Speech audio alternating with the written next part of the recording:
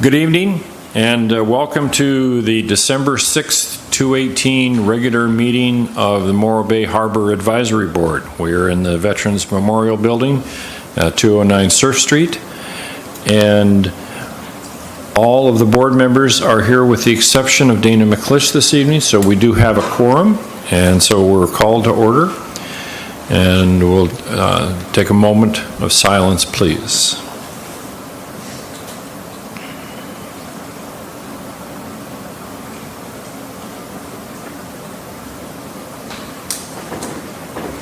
Thank you. Pledge of Allegiance. Jean?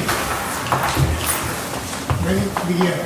I pledge allegiance to the flag of the United States of America and to the republic for which it stands, one nation, under God, indivisible, with liberty and justice for all.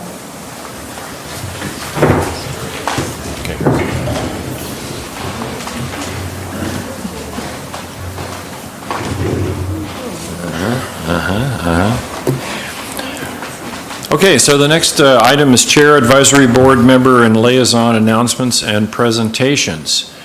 We have Matt Makowetsky with us this evening, who is our liaison and has been for some time. Matt, as the public probably knows, is going to do other things with his time and then serve on the City Council. And Matt, and on behalf of the board, we want to thank you for all of the help and support that you gave us, and not the least of which is being here for virtually every single meeting. All right. Well, with that said, that's a hard one to follow. So thank you. And so I'm glad maybe when I look at all my extra time I'll have, maybe someday one of you will leave and I can be up there, right? Well, wait, are you volunteering? Not quite. I think there was a maybe in that sentence. Because I know somebody in your house who probably would like you to take a break. That's true.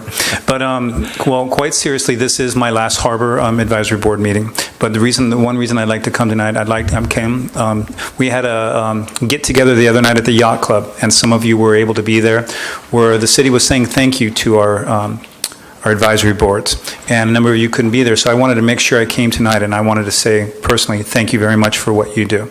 I understand very much about being on an advisory board, the time you put into it with your lives, and so I wanted to just say thank you very much. And then to put it on blast, all of you got a little present today, and if you could hold up your ornament, I don't know if we can get that on camera.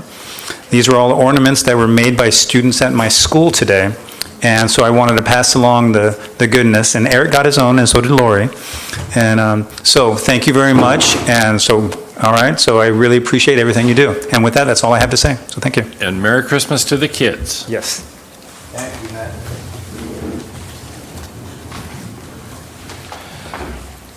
Okay, we're still on announcements. Charisse, anything?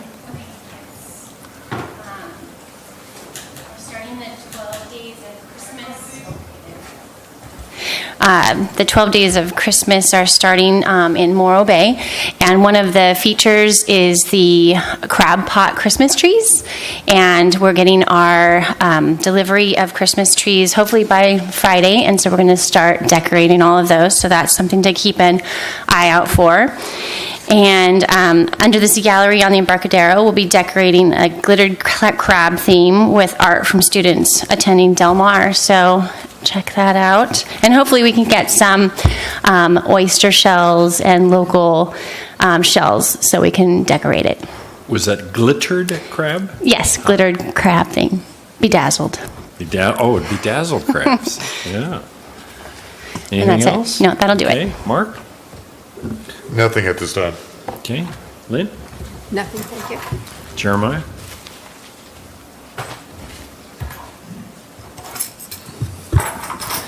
Yeah, I just wanted to make a report that the crab fishing started the middle of November on schedule down here. And it only opened up to Point Reyes this year. Usually it opens to Bodega or to Point Arena, but they're still having some problems with the demolic acid. So hopefully those problems will have fixed themselves and they'll be open by about the middle of this month. But the guys down here are doing good. The guys up in the city are doing, pretty well. And a lot of the guys up in the city who came from here will be returning here probably in the next week or two.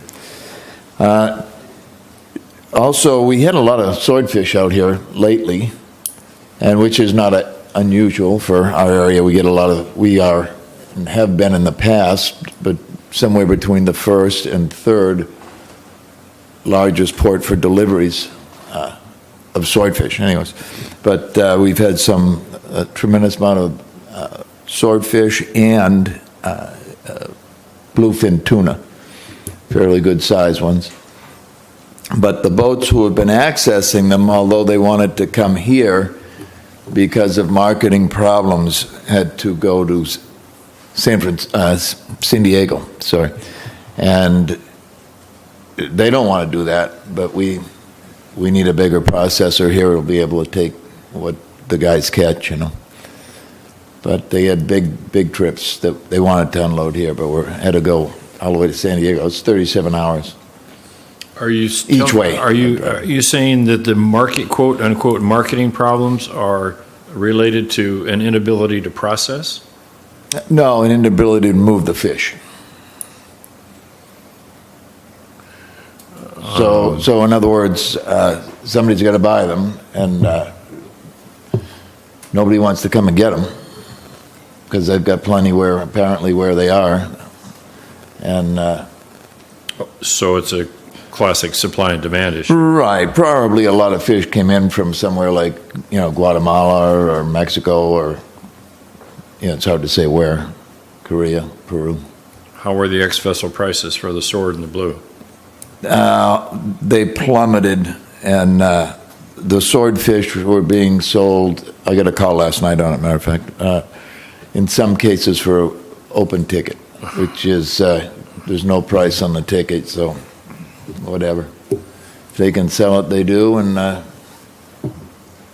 it'll not be good. And the bluefin came down to about $3 for over 100 pound, which is very, very, very low also.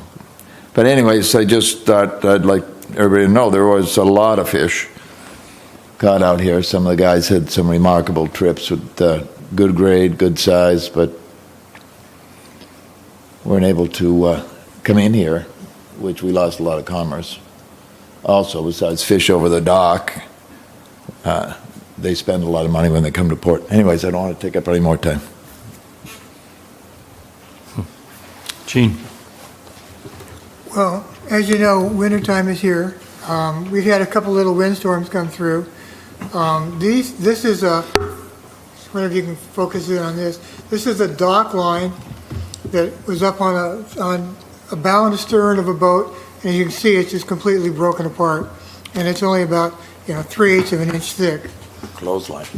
Yeah. And then this is some 3/4 inch Samson braid, and if you can see this, it parted right in the very middle of it. So we had some pretty good ups and downs back and forth. And then further down, you can see where this line was running over the rub rail or the hawser hole of the boat there, and it's completely about worn out also. So check your lines, that's all I can tell you, because they wear out really quickly. So fire hose is a real good chafing gear, and I imagine you can get that from the harbor department or the fire department. So check your lines, it's going to get worse. So that's all I can tell you. Okay, thanks. And I don't think I have, Morro Bay Beautiful, I'm told, is going to conduct its annual Christmas Lights Awards program this year. Volunteers go around the neighborhoods and evaluate Christmas lights, both residential and commercial. And then Morro Bay Beautiful, there's judging, and Morro Bay Beautiful then gives folks a sign to put up in their yard or in their window that says you're a winner. And I believe that the prize is usually a gift certificate to one of the local restaurants. So Morro Bay Beautiful is encouraging the town to go light crazy this year, and that includes boats as well, by the way. Boats qualify as a resident, so, or not, as the case may be. So have at it. That's it. Okay, so that brings us to open public comment. Oh, Lynn? How can they judge the boats that are out on moorings? They're so far away, they won't be able to identify them. They actually have, if they see a boat that they think qualifies, they have the means to determine They will find it. whose boat that is. They will, thank you. They will do that. Yep. Okay, so that brings us to the open public comment period for anything that's not on the agenda, or for folks in the public who are not able to stay for a future agenda item. Is there any public comment? Okay, moving right along. Takes us to A1, which is approval of the minutes from the October 4, 2018 Harbor Advisory Meeting. Any comments, corrections from the board on those minutes? I see none, so I need a motion to approve. I move to approve the minutes. Okay, second?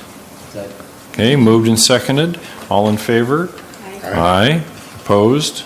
None? Carries. Thank you. Then B1 is the Harbor Department Status Report.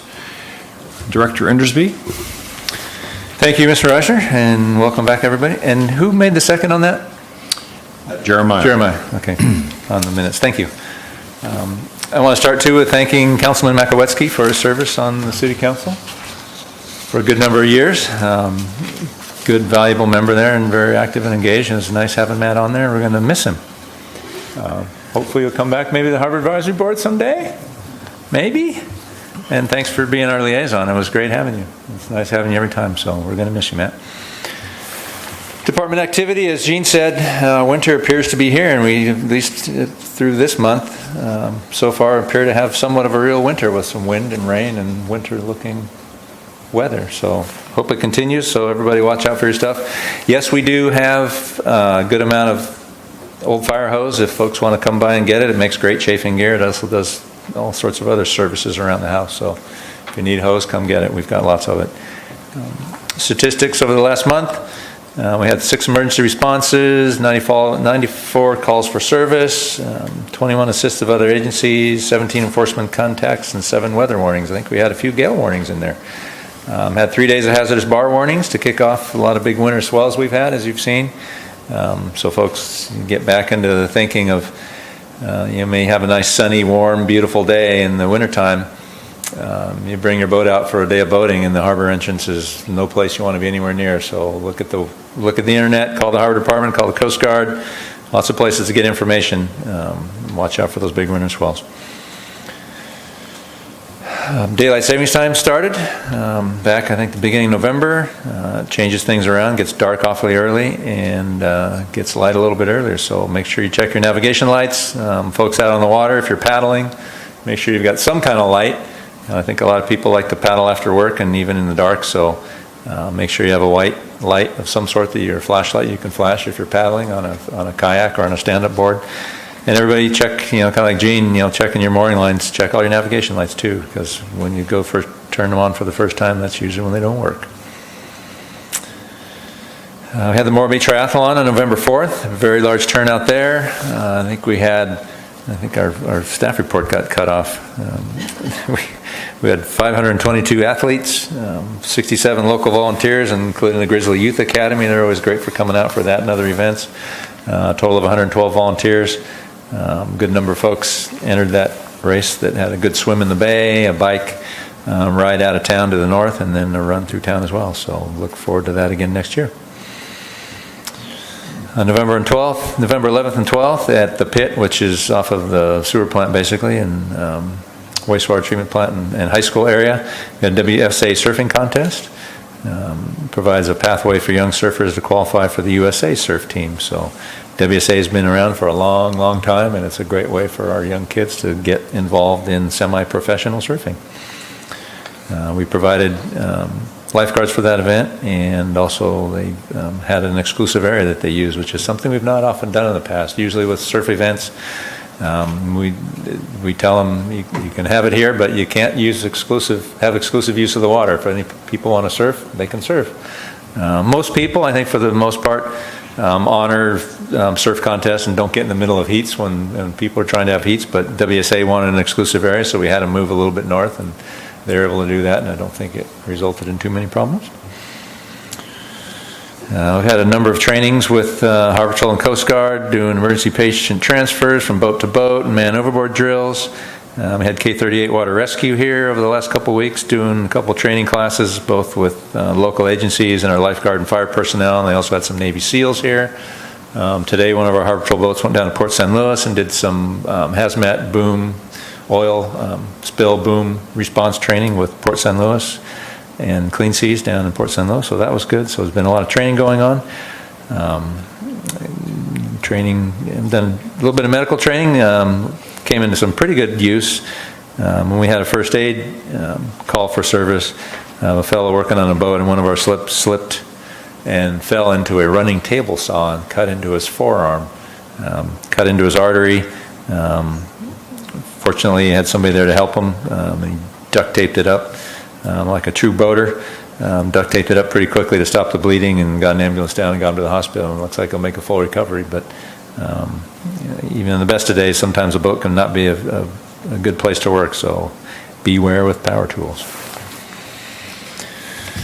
Recent council activity of the November 13th council meeting. The City Council provided a little more input and direction to myself for the update of the harbor lease management policy process that we're doing. We proposed a new timeline, and as well as provide a little bit of direction on using a facilitator. We've had a couple proposals from some outside folks to facilitate that, one of which was from Marty Lamelli, our ex-interim city manager, who was here just before our current city manager about a year ago. And so Marty will be stepping in to help our department moderate that process. And so Lori and I actually met with him today and starting to kick off that process. Come Monday morning, we'll be getting together with the group and starting to figure out what our process is forward and what we want to do and how we want to conduct ourselves. At the November 29th special city council meeting, council approved a community benefit agreement, otherwise known as a CBA, between the City of Morro Bay and Castle Wind LLC.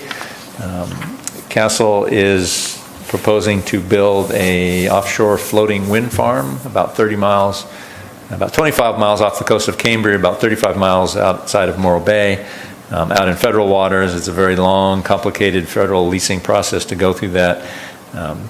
Castle, which was formerly Trident Winds, wished to enter into an agreement with the city, granting them exclusive use of the power plant outfall tunnel, which is where the old cooling water used to run. Because they're anticipating needing that tunnel to run the power cable back in. Obviously, they got to run the power back somehow.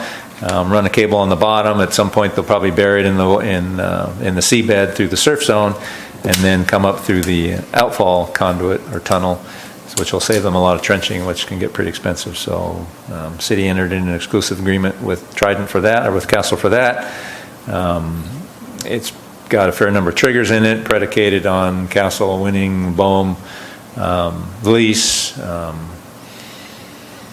other such things that agreements for community communications, where Trident will work with the city and get the word out and to get as much community involvement as we've seen. We've had Trident here in the past. They've come to city council. They came to the commercial fishermen,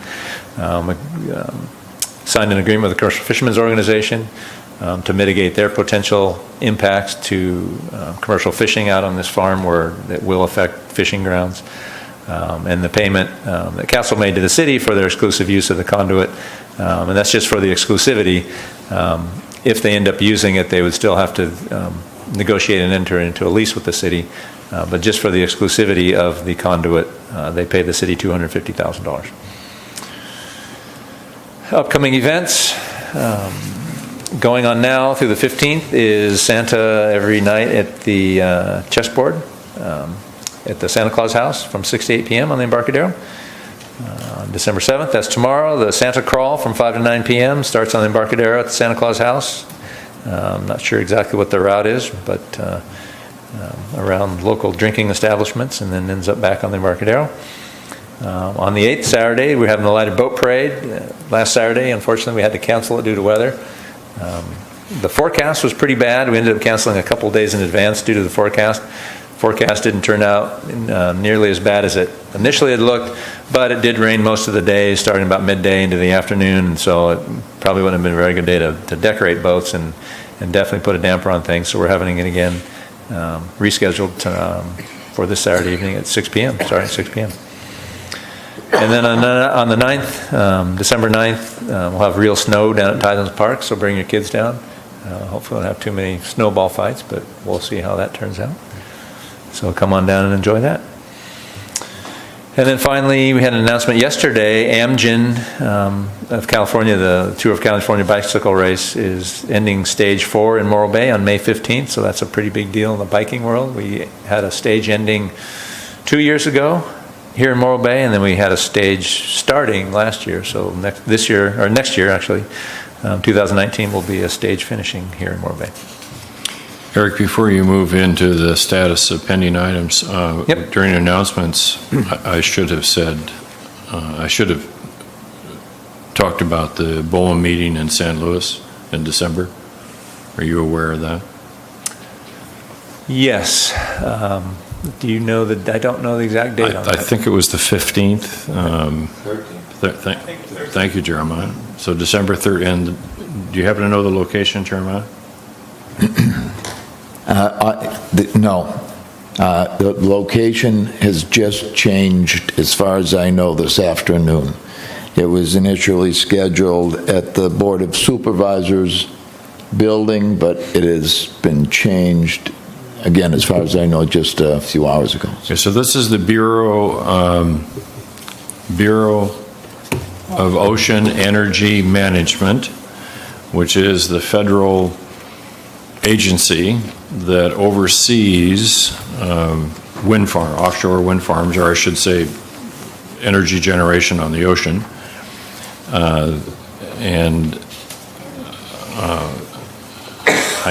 I would encourage anybody who's interested in anybody in Morro Bay who's interested in the potential for wind farm off our coast to attend that. These are the feds, these are the folks who are actually in charge, and ultimately will make the decisions. So, Bureau of Ocean Energy Management Forum in San Luis Obispo on December 13th. I'll look to try to get it, and there may be a link to it on the city's website, to the BOEM website that has that information, but I'll look to get a link to that because that's coming up pretty quick next week. And so I think that's a BOEM informational meeting, just to get information out to the public on process, I believe is what that meeting's about. Gene? Yes, on the $250,000, does the Harbor Department get any of that? It is undetermined what's going to happen with the $250,000 yet. But that is under the Harbor Department Tidelands area, is that correct? I don't have an answer for that. Okay. Well, tell us this. Does the pathway that is involved in the exclusive agreement travel on, under, through, or anywhere close to Tidelands Trust lands? All of the above. Well, we'll get, I think we have an agenda item that gives us an opportunity to discuss this a little bit later. Sounds like it. Okay, Eric, pending items? Anything else on any of the other ones? Okay, pending items. I'm just going to go through them by number unless anybody's got any questions or comments. No new updates on number 1. Ditto number 2 on the BMPs. Number 3, the RFP for... Well, hang on a second. On number 2, you said it's pending, way back when it was pending council consideration. Is there still council consideration to be addressed? The council consideration will be the final BMPs and rules and regulations when we get it to them as one package. So Okay. that's the council quote-unquote consideration. And are they The waiting? approval, basically. And is are what it's they gonna be. waiting for the Harbor Department, or is the Harbor Department now waiting for them to put it on the agenda? I'm not waiting on the council. The council's waiting on me. Do you have a schedule? I do not. Okay. Next year? Item 3, we put out the RFP for financial feasibility study services. It's due February 1st, 2019. I've had a couple of inquiries from a couple of firms that do that kind of work, one from down in San Diego and another one locally. So hopefully we'll see something of that. When you say inquiries, how many parties have requested and received? We sent, between parties that requested knowing it was coming and parties we knew would probably be interested, we probably sent out, I want to say 6 to 8, maybe up to 10 different parties. So, and posted in various places on the internet, websites as well. So, a couple of the inquiries I got were from companies we didn't send anything to, so they, tons of these companies, they just automatically subscribe to all these different cities, notify me type pages, and they get all these things to keep track of them. So formal, do I understand correctly that if there is a respondent or respondents, that their formal response to the RFP is due February 1, not just an expression of interest? Correct. Yep. Anything more on that one? Okay, item 4, consultant update the cost allocation plan. And then internal gut check, as you know, we did that on the cost allocation plan. Currently the consultant is working on both the cost allocation plan and the city's master fee schedule and impact fees, and doing analysis on all those and updating all the city's documentation on that. The first part they've been working on is master fee, so my staff and myself have been meeting with that consultant pretty regularly. So that's underway, and we just started talking about impact fees, and then we'll get to the cost allocation once the other stuff's done. So it's working its way through the system. The plan is to have it done in the springtime, in time for budgeting, so that it can factor into the budgeting and master fee schedule setting and impact fee setting. So hopefully we'll see that come February, March, April, somewhere through there. Do you know if the consultant has acknowledged and accepted that timeline? Yes. Yeah, that was all in the RFP. That was what they agreed to do. Item 5, city sharing tax revenues collected in the Harbor Fund. I've got no new updates on that one.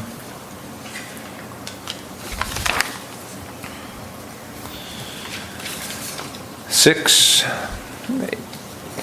Well, hang on number 5. Back in April, I was to request some information from the city manager on these items. I have done that. There's been a dialogue. I'll report that during the Finance Committee report. Okay.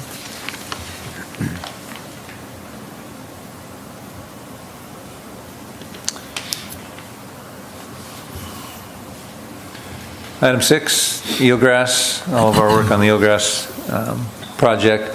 That is next steps for that, which are engaging a consultant, which most probably necessarily is going to be Anchor QEA, to engage the pertinent regulatory agencies on the basic framework and idea that we've landed on, and as far as moving a policy forward, to see if it is a regulatorily acceptable path that they will consider if we develop on it as being the necessary next step. I'm going to go to City Council. It's on the tentative agenda for January 8th. On the City Council meeting for authorization to do that, and it'll be a fairly small budget amendment, but I need to do a budget amendment and get the City Council's buy-in on that, so that'll be going on January 8th. Assuming the Council approves it, including the budget amendment, we'll get Anchor QEA going to probably re-engage NEP and refresh everything, and then get with the regulatory agencies and take their temperature and see where they are on it. Any questions on that? Seeing none. Item 7, incorporate working waterfront into the general plan, local coastal plan, our program, then Measure D, I think melds into that. And Chairman Reisner emailed me or texted me earlier today reminding me to see where we're at on that, because I know you've been inquiring about it, and I did inquire of the Community Services Director, our Community Development Director today, and he gave me several links and a couple of documents. Basically, the place to go look for the documents is on the city's website. In the document center, they've got the draft of the general plan, local coastal plan, and all those documents that are in the works. Right now, it's at Coastal Commission for comments. Then it comes back to GPAC and eventually works its way to City Council. I briefly went through it, and there's numerous mentionings of working waterfront and Measure D. There's mention of the committee between Harbor Advisory Board and Planning Commission when we did that. There's several action or land use policies that have mention of working waterfront and Measure D. And then in the zoning code update, which is all part of this general plan local coastal program update, there's also mention of working waterfront. There's mention of the 3 areas that we identified, the north, middle, and south areas. And then Measure D, and there's mention in here of the ambiguities in Measure D and the desire to try and resolve those. So things are peppered throughout all of these documents. If you really want to go find it and see where it is, I could spend an hour reporting on every single piece of it. But we might want to think about future agendizing, and all you board members do some homework and go online, and we can send you the links to where it is on the city's website if you can't find it. But it's shouldn't be too tough to find in the document center. General plan, local coastal plan stuff. Go look at it, go read it for yourself, and find out where all the stuff is. And I'll be doing the same. But it looks like they've incorporated a fair amount of stuff in there, but it's just kind of all over the place.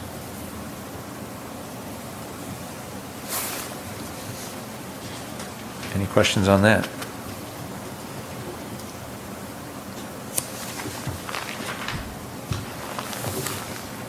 Nope.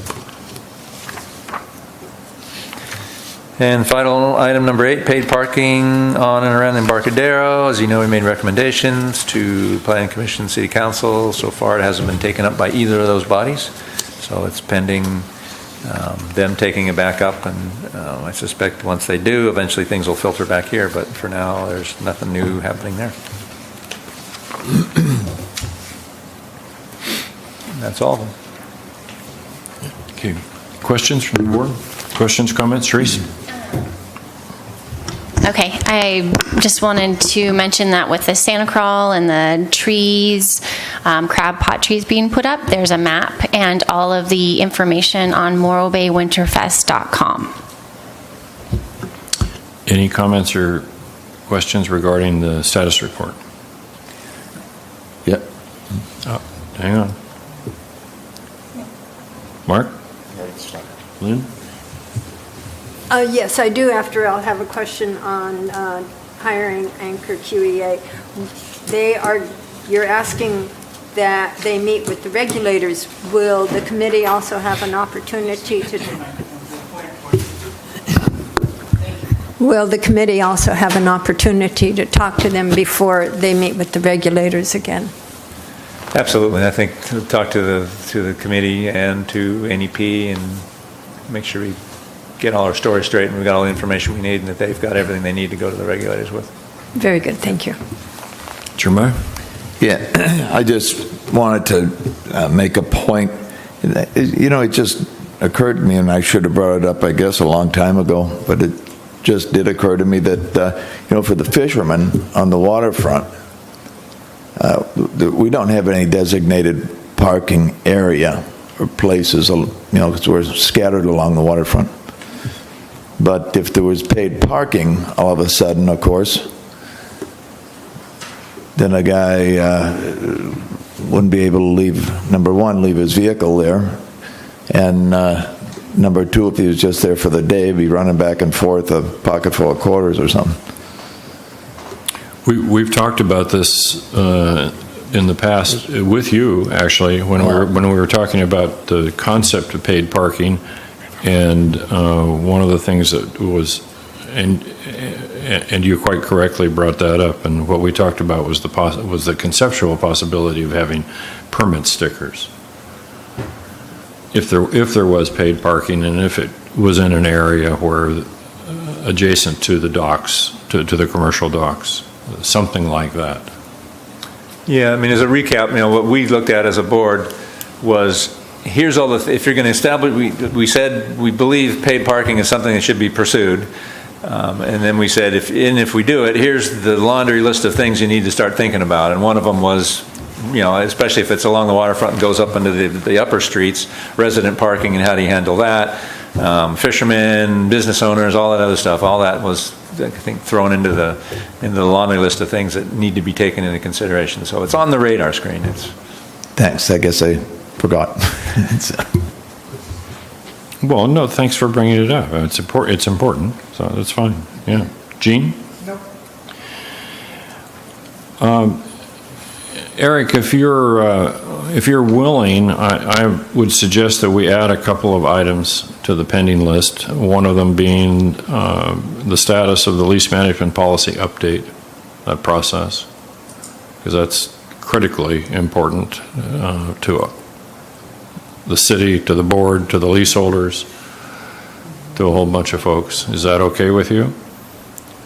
Yeah, that makes sense. Okay, and also, I'm not, this is just a general question. What is the current status of the 3 title and trust land leases that are up for negotiation or in negotiation, without talking about the particulars that you're not in a position to discuss?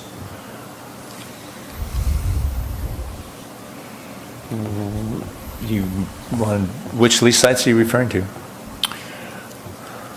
The going from south to north, the aquariums site. I wish I had I should have written the numbers down, because I don't want to personalize this thing.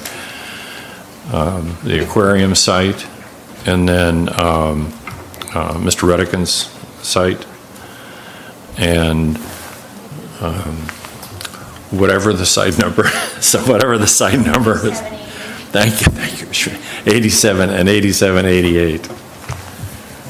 So aquarium, and the reason that, for those who might be listening to this that are wondering why we're interested in this, why the board is interested in this, the board has many times expressed its opinion, and the opinion was derived from the good work, the financial work of the Harbor Department, that we have in excess of a $2 million unfunded liability for harbor infrastructure repairs, maintenance, and improvements. And the City Council has tasked us twice now, in terms of our annual work plans, with identifying potential sources of revenue. And one of the potential sources of revenue is to, and this board has taken the position historically that would hope that all of the lease sites, irrespective of who or where, or it doesn't make any difference to us, the title and lease sites would be, the lease terms would be at market, and whatever market ends up being. And we've identified a number of times that historically there have been a significant number of the lease sites that have not provided market revenue. So that's just by way of general background, why we're talking about it again, and why the board is interested in the status of any lease site that has an opportunity to be renegotiated. So briefly, status aquarium, before any further action is taken on that, we are waiting on the financial feasibility study to be finished by Central Coast Aquarium before the city takes any further action or considers anything else on that one.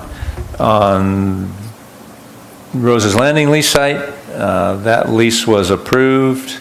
New lease was approved for the hotel conversion project on that. It's at market rates, there's some rent concessions in there based on his, not redevelopment, but a pretty major remodel. project, but it's, over time, it's at market rates. And then the third one, the old Off the Hook site, goes to City Council on Tuesday to approve a new lease for that site redevelopment that has some modest lease concessions in the beginning, like most of them do under total redevelopments, but eventually it goes to market rate. Okay. It's the status of those two. So that one's on the council agenda for next Tuesday, the Okay. 11th. All right. Anything else on the status report? Any public comment on the status report? Seeing as how we have two public here. The Jacobsons are with us this evening. Okay, so C1. C1 is update from the Marine Services Facility Boatyard Ad Hoc Committee, and that chair is absent this evening. Is there anything else to add, Eric, that comes to your mind other than that which you've already discussed in the pending list?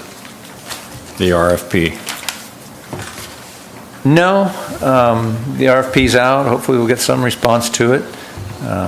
We're inching ever closer, hopefully within this month, to getting the trailer boat parking in there, getting some spaces delineated out, and we've got a little bit of a waiting list. We had 3 or 4 boats in there that we let in on the trial basis, and now we've got a little bigger list, so we're going to start letting those in here pretty quick. We've elected not to put up the fence for now, or just delineated it with pilings, putting up some signage, and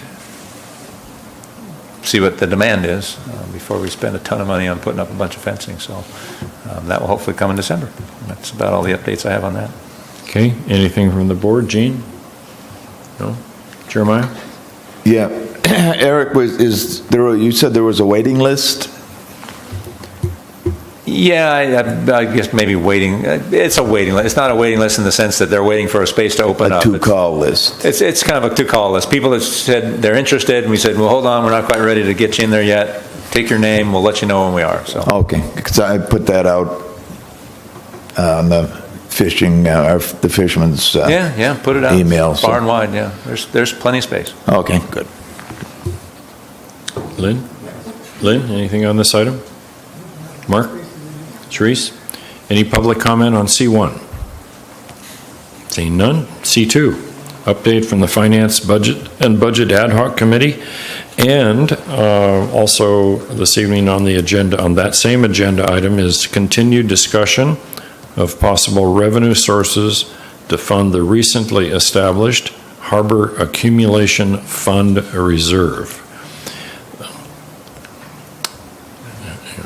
Eric, staff report. So as you said, in 2 parts,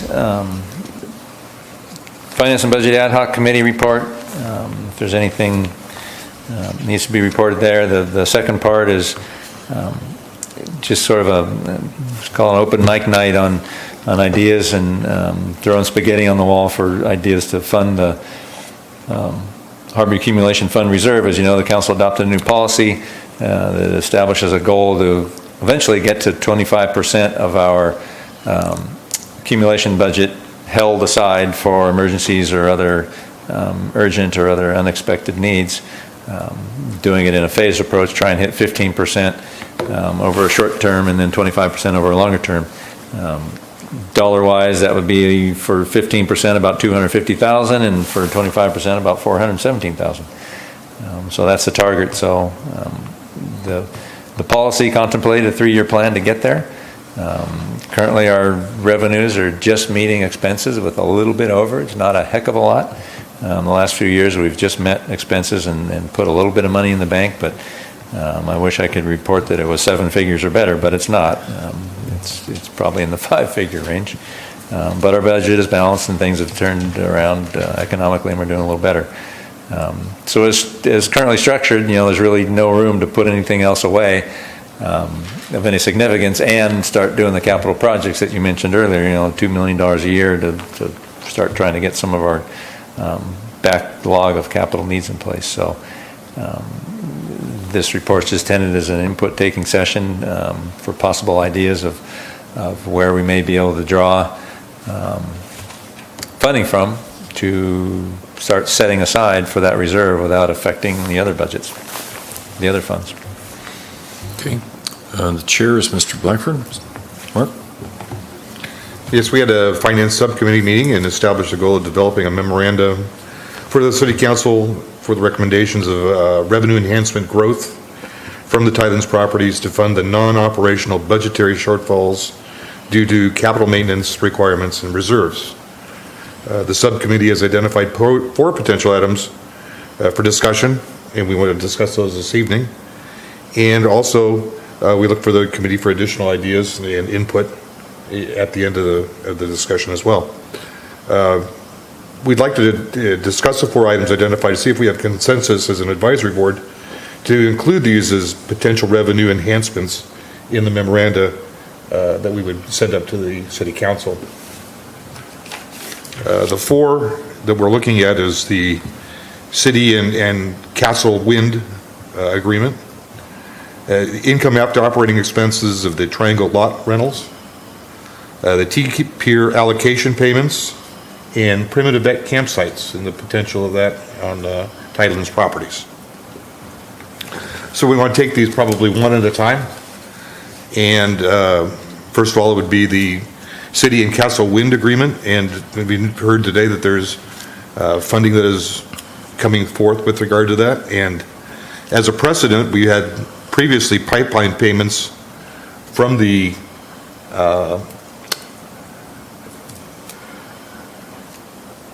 energy development at a lease rate of about $275,000 a year. That agreement, as we all know, is expired, and those funds are no longer flowing into the coffers of the Harbor Department. What we're looking at is, based on this precedent and the use of the Tidelands Trust properties, any of those such payments should inure to the benefit of the Harbor Department and be an option as far as funding the shortfall for capital growth and also for the reserves that are being contemplated and that they're looking for. We're looking for input with regard to the board as to their opinion as to that and see what we all think. Cherise? What was the third one again? Let's just take them one at a time, Yeah. right now. Yeah, we're only talking about the initial one, which is the city and castle wind agreements. Okay. Well, the exclusivity agreement, not the ongoing lease, potential lease for the use of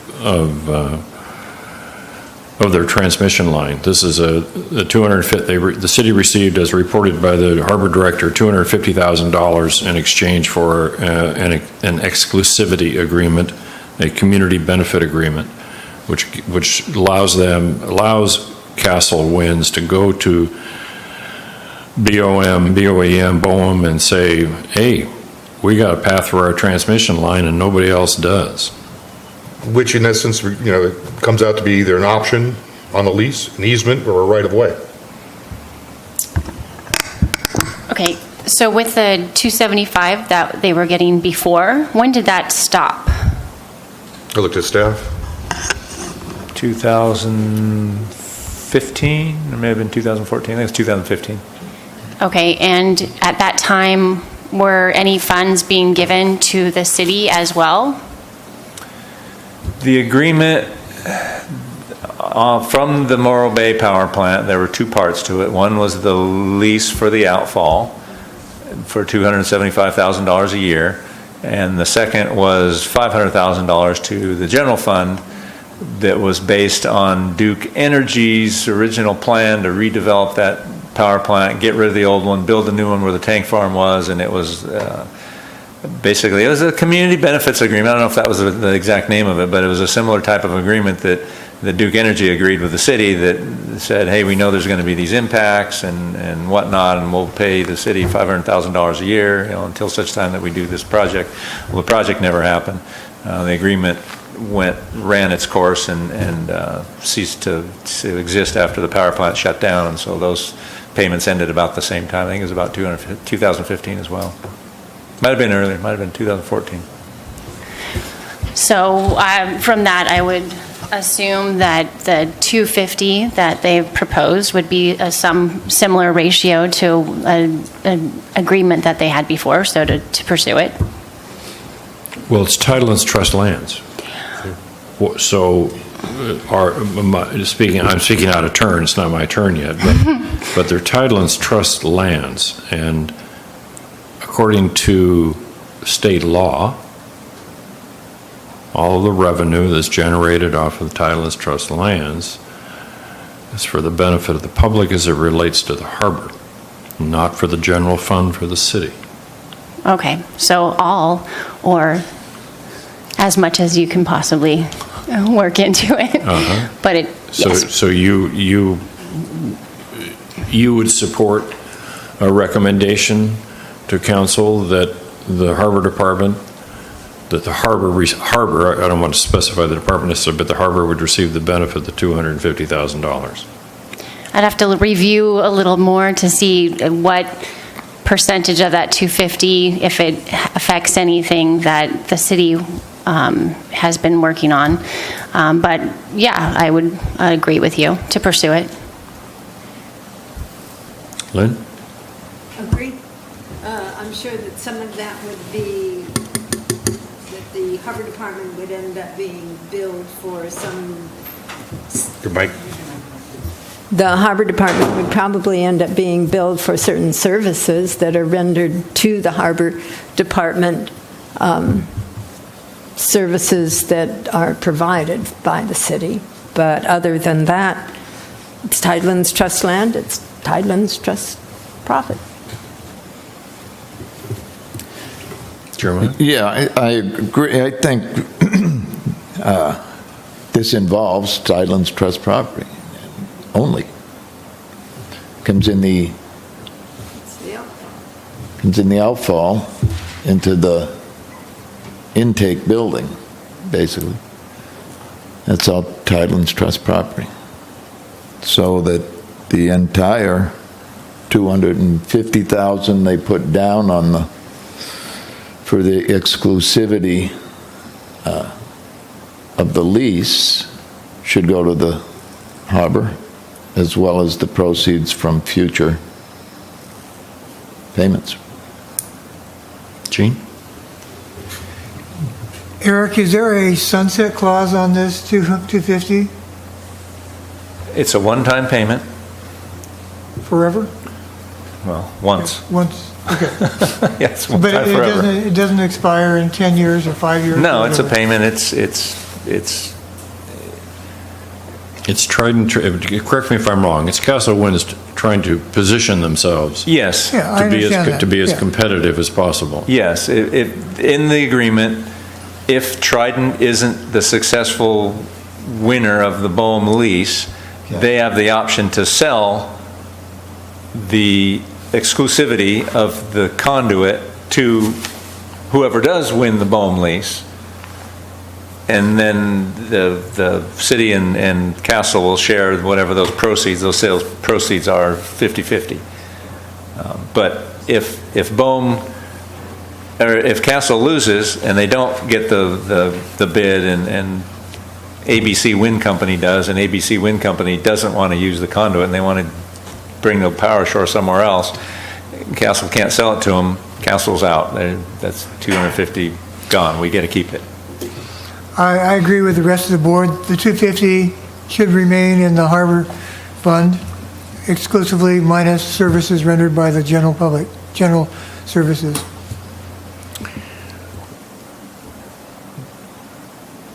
Mr. Director, are we, before we memorialize this recommendation, which we seem prepared to do on a unanimous basis, are we missing anything here? Is there some critical piece of information that we're missing that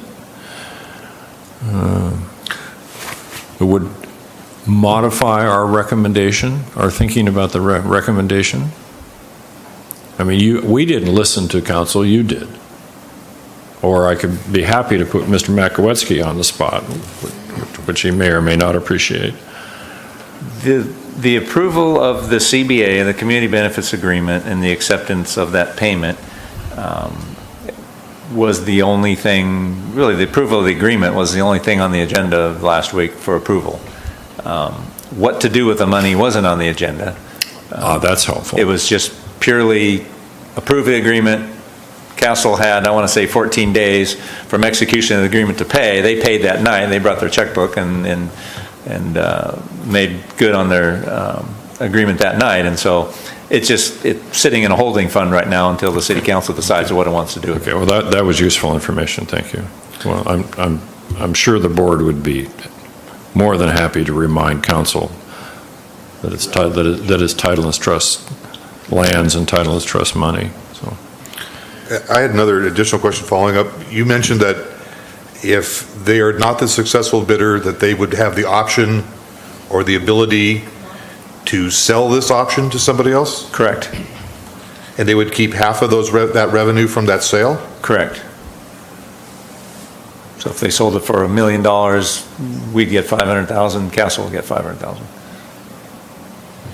We, the city of Morro Bay. We, the city of Morro Bay. Therese? If they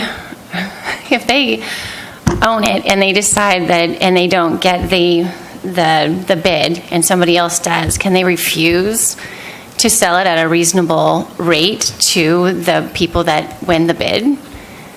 They could, Okay. but there's other triggers in the agreement that if the agreement is predicated, its continued existence is predicated on Castle winning the bid and moving forward through a timeline of achievement triggers of getting the BOEM lease, negotiating with BOEM for the lease, getting the bid, negotiating a lease, several things in there, and several of which, if they don't meet, the agreement terminates. It goes away. So at that point, Castle would be completely out of the picture, and another company would be free to come in and negotiate and talk to the city if they so wished. So if Castle loses, they've got one of two options, really. They can try and sell it to whoever did win and recoup some of their loss, or basically they're going to have to walk away because they won't be negotiating with BOEM for a lease, and then the agreement will naturally expire because they won't have a lease with BOEM. That makes sense? Okay. Yeah. As this is a resaleable interest in real estate, it seems that we've transferred some form of title to real estate or some interest in real estate for the title lands trust. It is an option to negotiate a lease for the use of that outfall. It is not ownership, usership. It's not a lease. It is an option to negotiate. Which is transferable. It doesn't guarantee we're going to negotiate and come to terms on a lease. So at this point, it's speculative is the right word, but it's an option. It's an exclusive option to negotiate a lease for the use of that outfall. Correct. Doesn't guarantee they're going to get that lease. It is interest in the real estate, though. That real estate now is encumbered by this option, correct? Only in the sense that it restricts the city from negotiating with another party to use the conduit to run a power cable from a wind farm from the same area off Cambria that is under consideration. If the other area that BOEM has put up for bid, which is, I think they're calling it the Diablo Canyon wind energy area, which is kind of off Point Bouchon, out 25 odd miles. It's another area they're putting up for bid to potential bidders. If somebody, a different company, were to win a bid there from BOEM and they wanted to run their cable through our conduit, they could do that as long as it doesn't preclude Castle running their cable. Or if we wanted to use it for some other use, if we had somebody that wanted to run something else through there or do cave diving tours, and as long as it didn't preclude Castle from using it for their cable use, we can lease it out to other entities for other uses. It's just we can't lease it to another wind company for a wind farm in the same area that they're bidding for. Thank you. Yep. Okay, Mark. Next item. Next item is we're looking at the income after operating expenses of the Triangle Lot rental facility, as council's looking to us to, or to the Harbor Department to administer that particular program and develop that. And it is also part and parcel of the operation of the harbor in general. We would be looking to see about having the income inure to the benefit of the Harbor Department for the, net of operating expenses. We're looking for the committee's input with regard to that. So that's a revisit for us. This body, through the harbor director took this body's position to council, saying that we thought it was perfectly reasonable that the net revenue after expenses for the triangle lot parking concept flow to the harbor fund. And the city council, if I remember correctly, determined that 80% of that revenue would go to the general fund and 20% would go to the harbor. Do I remember that correctly? You did not remember that correctly. Thank you. Correct me, please. Good. The council ultimately moved that the revenues of that parking go into a special account, a separate account, to be used primarily for improvements and other things in and around the triangle lot. We would be able to pull expenses from it, our administrative and management expenses and hard costs for managing that. We'd be able to pull that out of the account. But if we wanted to go into the account for, say, I don't know, some money to go to some slips or whatever, we'd have to go to council on a case-by-case basis to allocate. So they tied up the surplus. Correct. Okay. All right. Okay, so we're talking about this surplus amount. So, Gene? Eric, the triangle lot, maybe, am I correct? Did the city use the in-lieu parking in lieu fees to purchase that? No, the city got that. That was part of the agreement with the power plant way back when the outfall lease was put in place and that other benefit agreement was put in place. The power plant agreed that at some point, I don't remember what the triggers were, but the power plant agreed that they would give that to the city at no cost. Okay. And they did, and that finally happened in, 2016? Okay, that's just the background. So my next question is, if we want more than the percentage that the city is, the general fund is allowing us to have, what's the process we do to try to get more funding out of that, a bigger percentage? If we wanted all the surplus, Yes. Is there a mechanism in place for us, for the harbor department, the harbor fund, not without regard to the department per se, for the harbor fund to get any surplus funds? The council at the meeting where they made this decision, they directed basically the finance director and myself to come develop a policy to administer that fund. They didn't, when they said they wanted it all to go towards that, basically the triangle lot and improvements there, and then cost to administer and any excess, you come to council on a case-by-case basis. That didn't restrict that case-by-case to harbor fund, general fund, anything. They just said it's an open checkbook. You just come and ask, and when you've got projects. But we are to develop a policy to administer that, and that would be one logical area where things that you're talking about, a surplus or some certain amount going to a certain place, that would be, I would think logically, where such a thing would be in that policy. And all of that took place prior to council establishing the recent harbor accumulation fund reserve policy? Yes. Yes. Yes. Yes. So we got new circumstances. Yeah, it was a month or two of. That's my movie. Yeah. Jeremiah? Joanne? No. Lynn? Are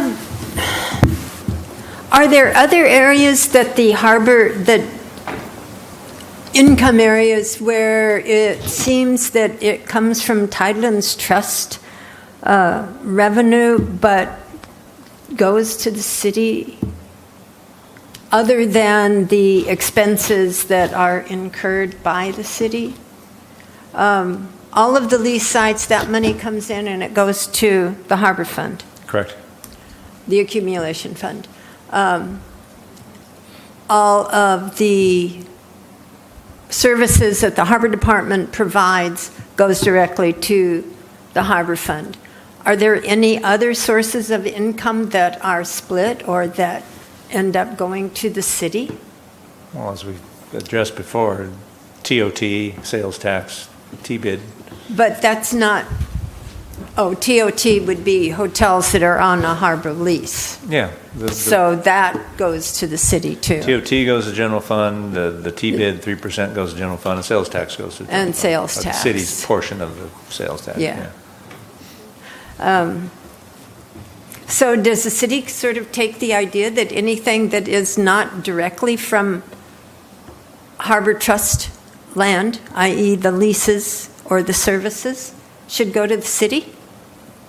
Should go to the general fund? I'm not sure I'm following your question. Well, it seems like the city has a different idea as to what is Theirs and the... ours. True, well, yeah. But what is income from the trust, the land and trust, or, the waterfront? They think it's all theirs and don't see these sources of income as coming from the trust lands. I'm still not making sense. I'm not expressing it well. Pass over me and let me see if I can figure out a better way to phrase my question. Ron? The triangle lot's not in Tidelands Trust. It's outside. Yeah. Because we jumped on it for a boatyard, and we've been pursuing it as a full service boatyard marine service facility, and then landed on this interim idea, let's use it for boat storage, boats, harbor. We've been the lead. Our department and Harbor Advisory Board has been the lead on it, and the council was agreeable to, okay, yeah, let's do some storage in there, sure. And it came down to, okay, what do we do with the money? We made our suggestion. I think that was the 80-20 that we originally suggested, and there are other numbers that were thrown around, and that's where the council ultimately said, no, let's just throw it in a separate pot. Harbor, take whatever your costs are administering this thing, and we'll decide what we're going to do later with a policy we'll set up. Well, that's a useful reminder that it's not Tidelands Trust lands. Everything else on the waterfront, all the other Tidelands Trust, all the revenues on all the lease sites, all the boating stuff, that all goes into our fund, into the harbor fund. It's just the sales tax, and it never has. Sales tax, transient occupancy, and T-bid, that's always gone to the general fund. And possessory interest. And possessory interest, true. So my position is that that any surplus from the triangle lot should go to the Harbor Accumulation Fund Reserve. Cherise?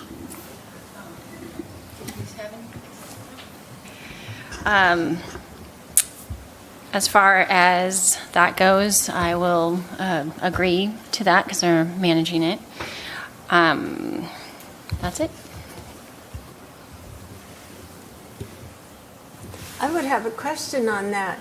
On what basis, since if it's not Tidelands Trust land, then On the basis that Why does- we carried the water for 2 years, and we got a $2 million plus unfunded liability on the waterfront on that basis. okay, because we need it.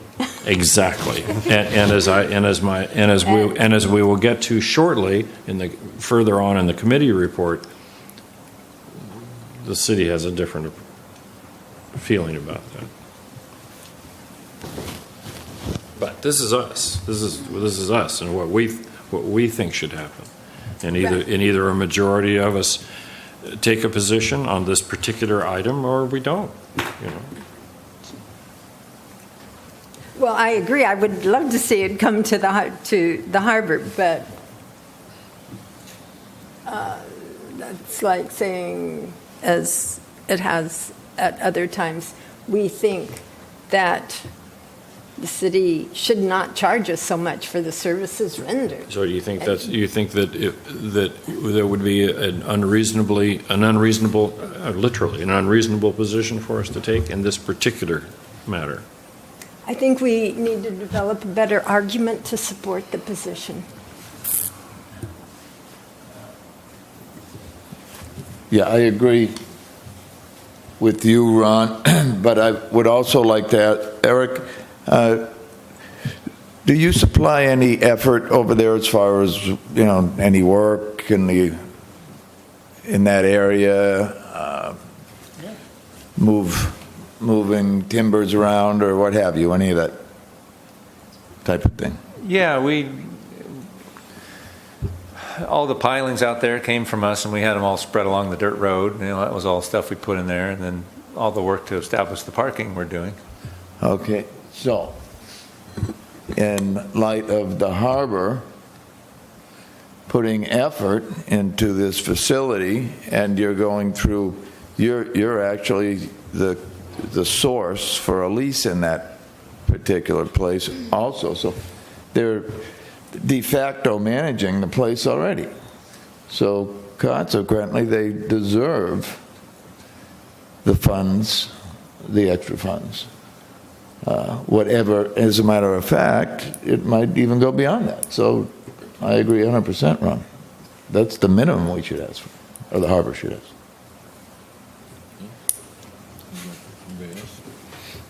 Any further comment?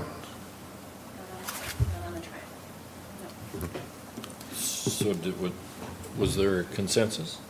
Do we have consensus with regard that we should include this item as a portion of our memoranda? Take a vote. Is it just exclusive to the triangle lot parking? Or are we talking about Yes. other areas? we're Yes. speaking So to- yes, that should be added. All those in favor? Aye. Any opposed? Was there a motion? No, well, It's just a vote, a random vote. I think we just took a straw Not a vote. motion, just to see if we are in unison I or, think we just took a straw vote. yeah. just clarifying previous comments. What size straw you want to throw in? Okay, next. Keep going. Thank you. Next item is with regard to the T-Pier allocation payments. If I can get from staff a clarification, are those payments that were previously made for the T-Pier allocation, were those included in the expenses, we're reading it, for our analysis of both income and expenses and the gap that we're experiencing? Currently, we pay $134,000 a year loan repayment on the South T Pier for a rebuild we did on that pier 15 years ago. And the we is, The Harbor Department. that comes from the Harbor Department. We took a loan from the Department of Boating Operating and budget. Waterways, $2 million loan, $134,000 a year loan repayment. There's 4 years left on that. So when those loan payments are done, it's like when you finish your house payment, suddenly you don't have a house payment to make anymore. We're not going to have the $134,000 to spend anymore on that, so that frees up $134,000. So, just to review, I mean, very quickly, so the answer, you did answer it, but another way to answer Mark's question is that the loan is paid for out of the harbor operating budget. Correct. It's in the Harbor Operating Fund. And that, we're going to experience that payment for another 4 years. Another 4 years. Do you happen to remember the anniversary date? No. Okay. I would just, no, I don't. Yeah, the payment always splits 2 fiscal years, so I don't know where it is. Now, with regard to earmarking these, additional funds, would it make sense to delay the accumulation of the 15% reserve until this comes off of the books, as it is a substantial dollar figure with regard to our budget? It's a substantial amount in a $2 million budget. I mean, it's Yeah. a good chunk of money. Yeah, but To answer your question, does it make sense? I mean, that is to me, would be a logical source for that accumulation to say, okay, when we suddenly don't have to pay 134,000 and that shows up in our budget, it's not an expense anymore, automatically start setting some of it aside.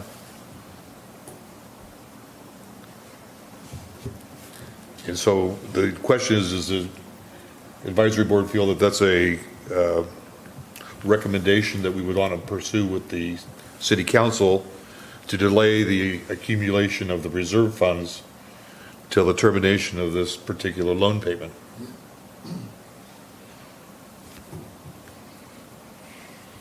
We'll start down this way, Gene. Yeah, I like to pay off my bills as soon as I can. That's how I feel about it.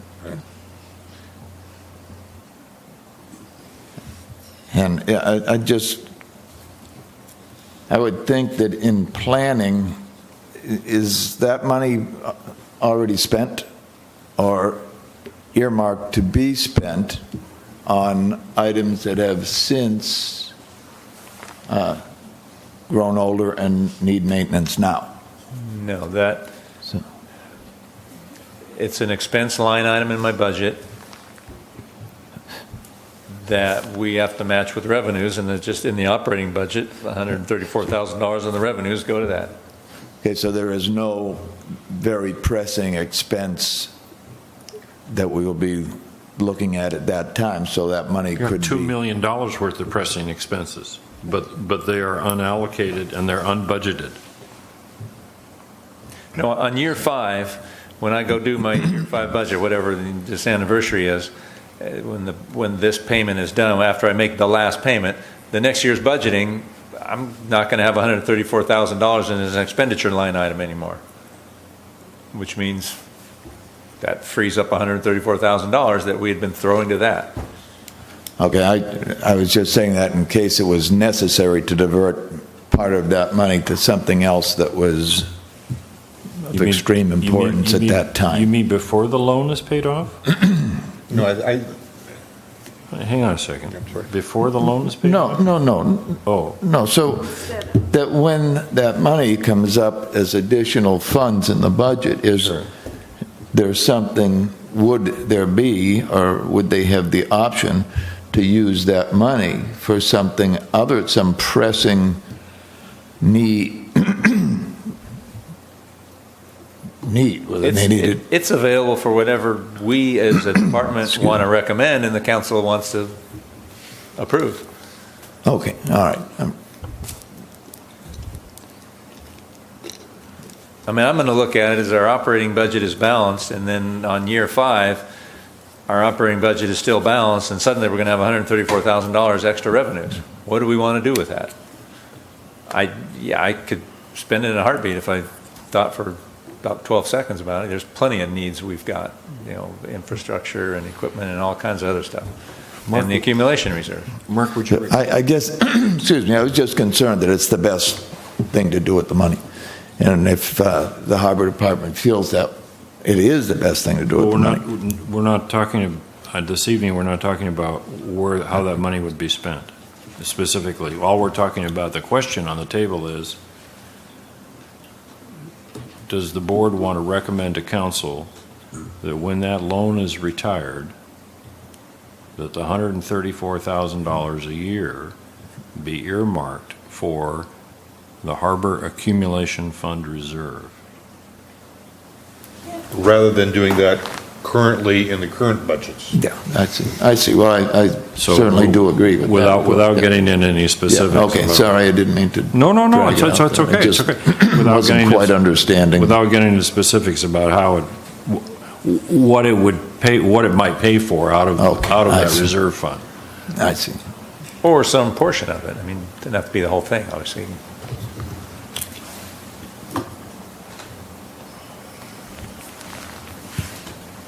Can we simply defer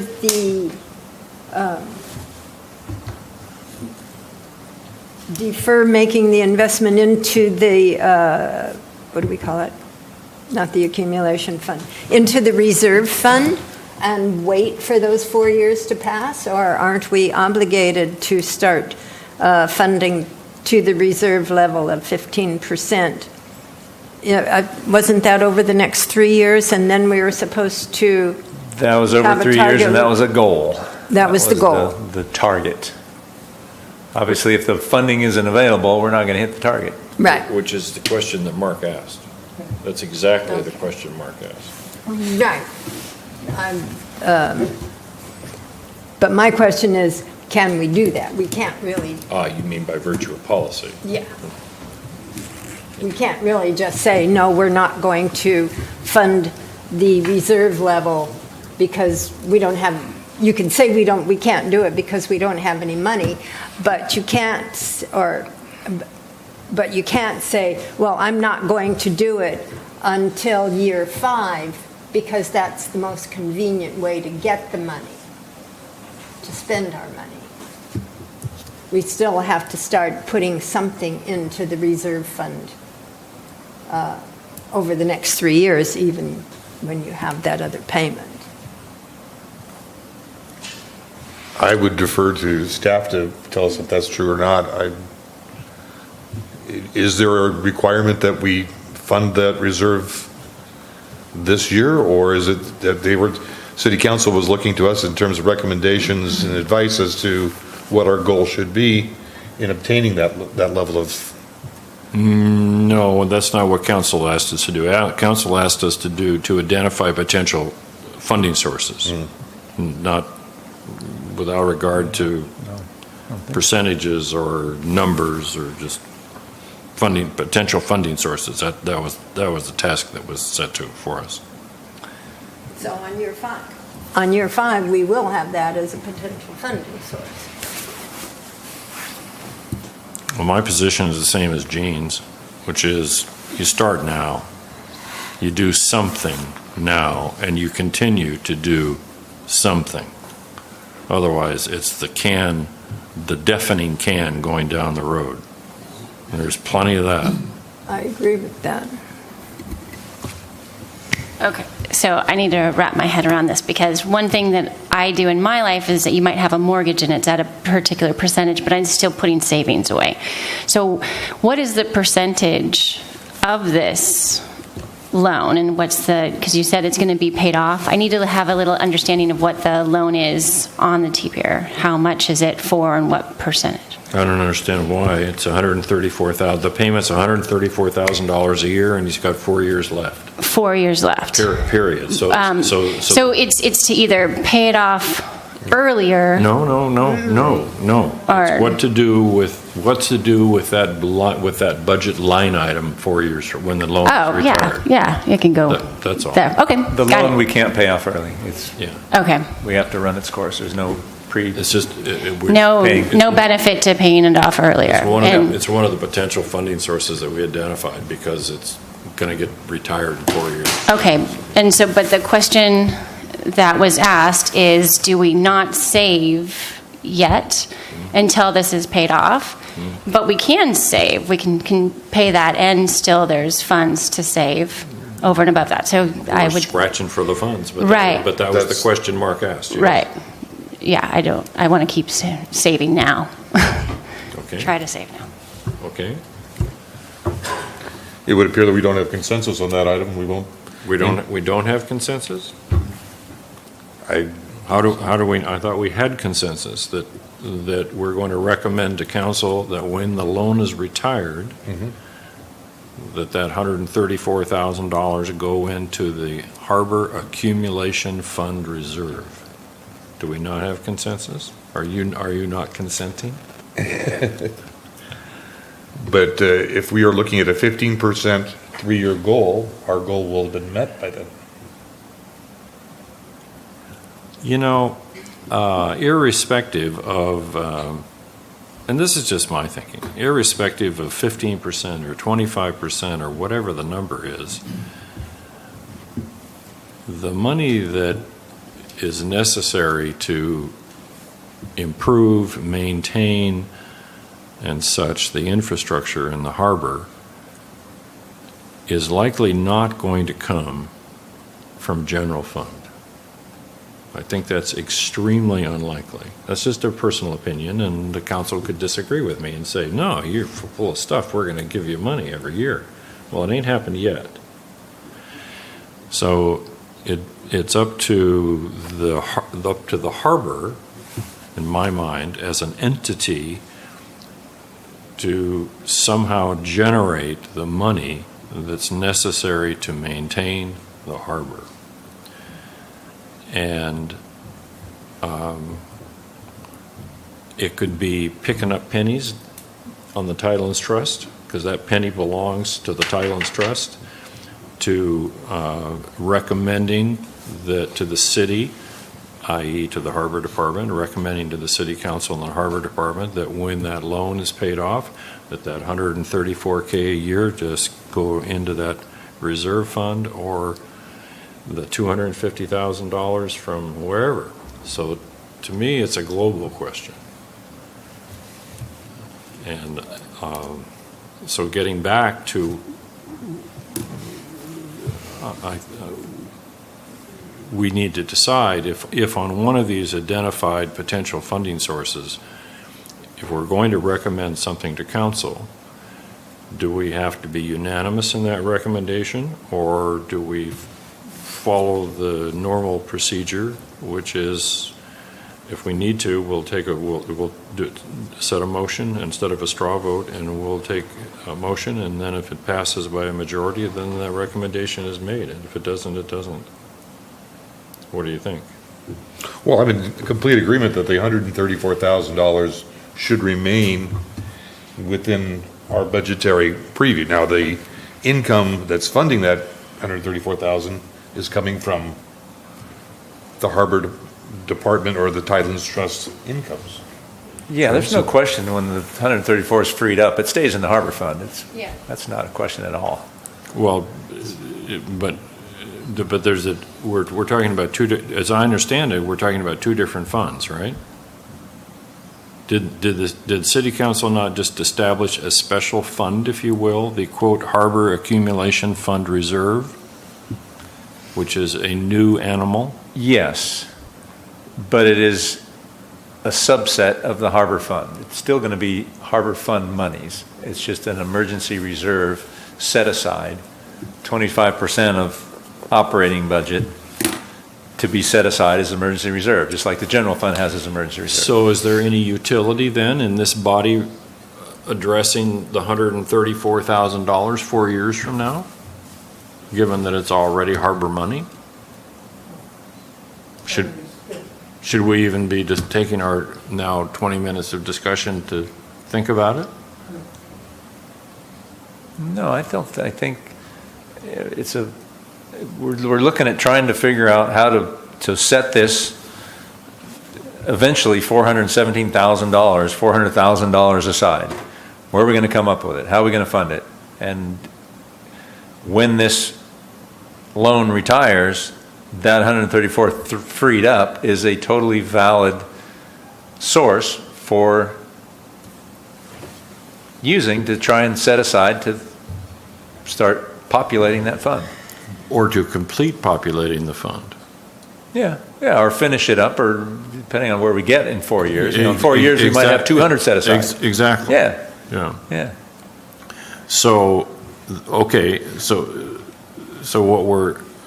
what we don't want to say, what this body doesn't want to say tonight, first of all, we don't want to put on our harbor director's hat and start budgeting the harbor department, because that's not something we do. Mm-hmm. Nor would it be appreciated if we did.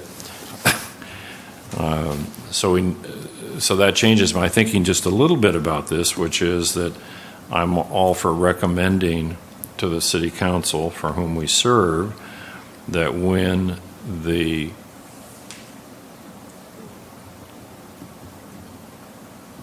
T-Pier loan is retired, that whatever funds from that $134 annual line item that are necessary to complete the funding of the Harbor Accumulation Fund Reserve be used for that purpose.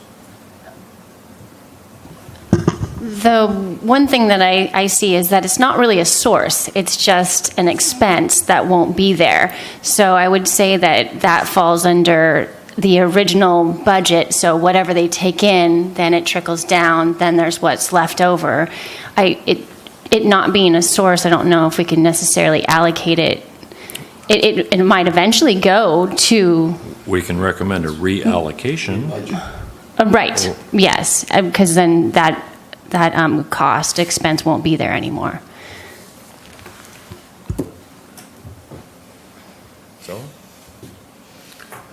So what we're saying, I think, is that we would like to recommend to City Council that as that loan is retired, that we accelerate the funding of the reserve account to the extent that that $134,000 would allow, based on current budgetary conditions in year 5. And or 6, and or 7. And or 6 or 7 as we go forward.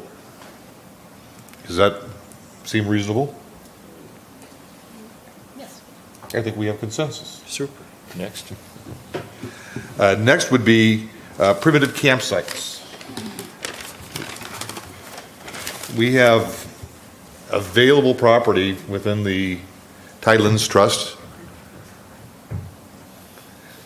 both in the at the base of the rock and also in the parking lot north of the rock, that would take very minimal effort to become a revenue source for the Tidelands Trust. What we would be looking at would be a program that would be very similar to Avila's program.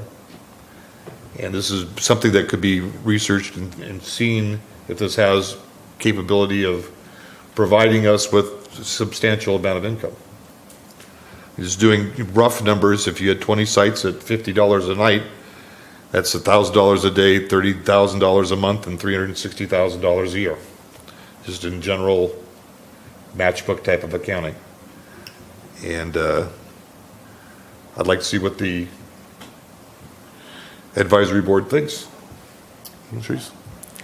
I am 100% for that. I've camped in Avila. I think it's a great program that they have over there. I do have one issue with it, and that's that where we have the rock, we have a beautiful view that in Avila it's just a street, so it's not necessarily a place for a lot of activity. It's just right there. The trailers will block the view for everybody else on that street. I wouldn't want it to block people's view while they're enjoying the rock. So I would be totally for campsites, but if we can make sure that they're positioned so others wouldn't be obstructed from enjoying the area. So. Thank you. Ron? Lynn? It always sort of scares me when we start bringing in camping, RVing, or whatever around the rock. I remember when Avila did not have campsites and did not have RVs, and it, over the years, has slowly eaten away until the boatyard is minuscule in comparison to what it was. I'm very much in favor of building a haul-out yard. I think that makes a really good fit for Morro Bay. And to start out with campsites out toward the rock or in the triangle lot or any place that is on Tidelands Trust land, I cannot be in favor of. Yeah, I was just curious if we're talking about properties that the city owns. Is it Tidelands Trust property, or is it property the city owns? And what would we be displacing? So is this going to fall within Measure D areas? Is it going to be displacing other activities? Generally, most of the land is being used by someone or something. What's contemplated is the current existing parking.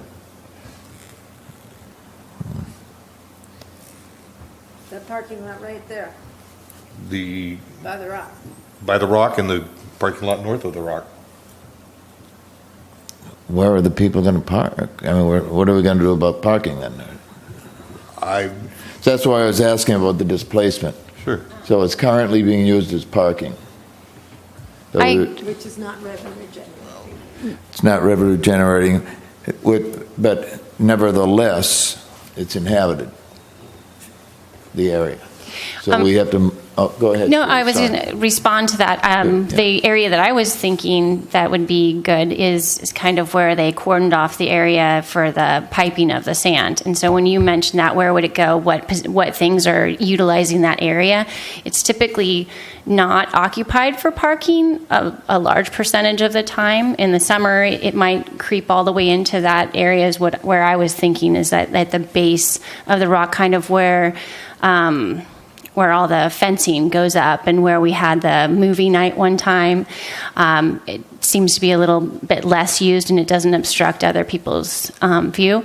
But what about area that's needed for maintenance of the harbor? Would that infringe on the ability for us to do the dredging and have their equipment there? Eric? Well, that dredging is every 5 to 7 years, and that was the lay yard, kind of in that sort of no man's land. So yes, if you set up some sort of RV parking in there, it could potentially get in the way of that periodically every 5 to 7 years, and you'd have to work around it one way or another. Either restrict the RV parking, you don't do it when you need to do the dredging, and the dredge yard takes up shop there, and then RVs can come back later. Right. So since it's an RV, as long as things that aren't in the way to facilitate the RVs, that area could be easily opened up again in order to have dredging and have all the equipment there.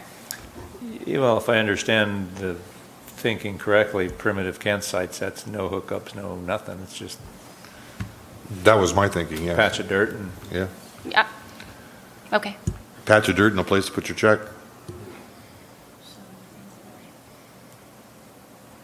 It's actually taking parking that's currently available and saying it's now available 24 hours instead of being available 12 hours a day and charging for it.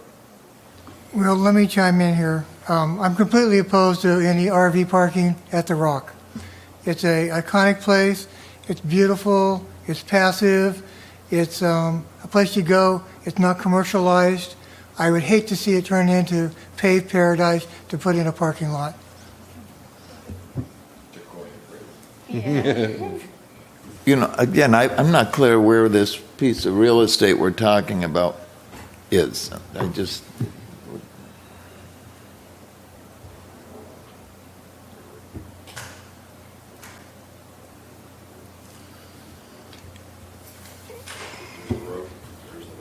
oh, that's, I wouldn't, no, not even. That's just one potential site. I mean, what we're talking about is looking at the potential sites and determining what may be appropriate. Well, that's why I had just asked about what piece of land are we talking about. Mm-hmm. So this was just shown me, which to me is outrageous, but there's other potential sites. Yeah. Well, that's why I was asking. Yeah, that's why I said This one's outrageous, but if there's another potential site, it might not be. Where are those? North of that, on the other side of the estuary, that parking lot is also title and trust property. King Beach. Or, yeah. So. That is a parking area that's usually very busy over there. That's where you're talking about where the mobile home park is, and then there's that area. What does anybody think of that? Still no? They're by the dunes. Isn't that Esha?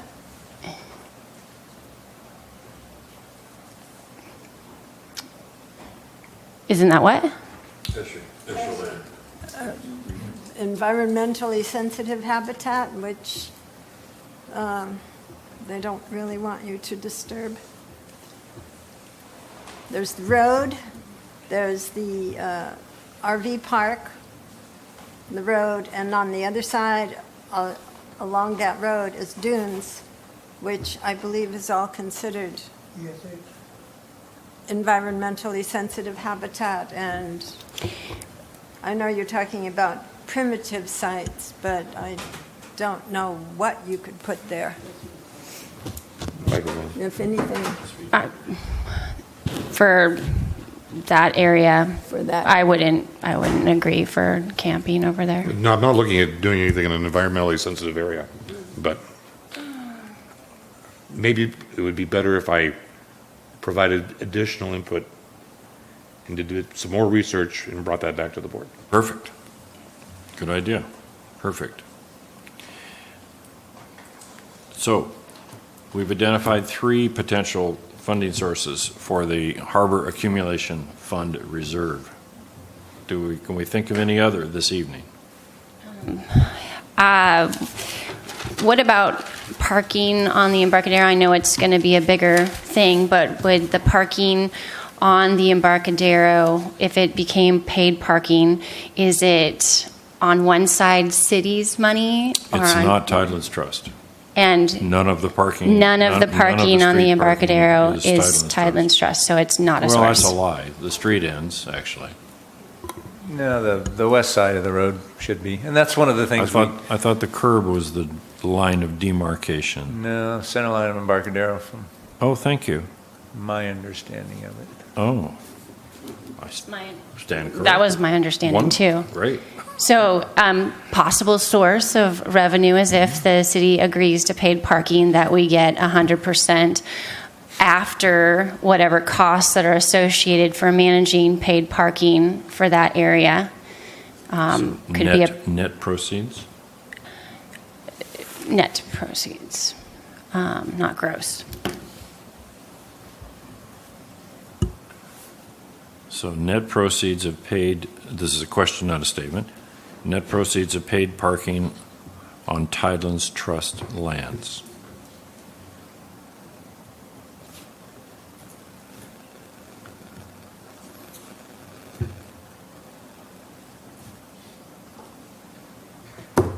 So, And I have one more question about some of the expenses that Harbor incurs. Does the Harbor Department pay for any of the public restrooms, the maintenance of the public restrooms, or the water, or any of the electrical for the public restrooms that are on Tidelands Trust land? All of the above. We pay all the utilities, and we pay the general fund through our cost allocation for servicing and maintenance of all those restrooms.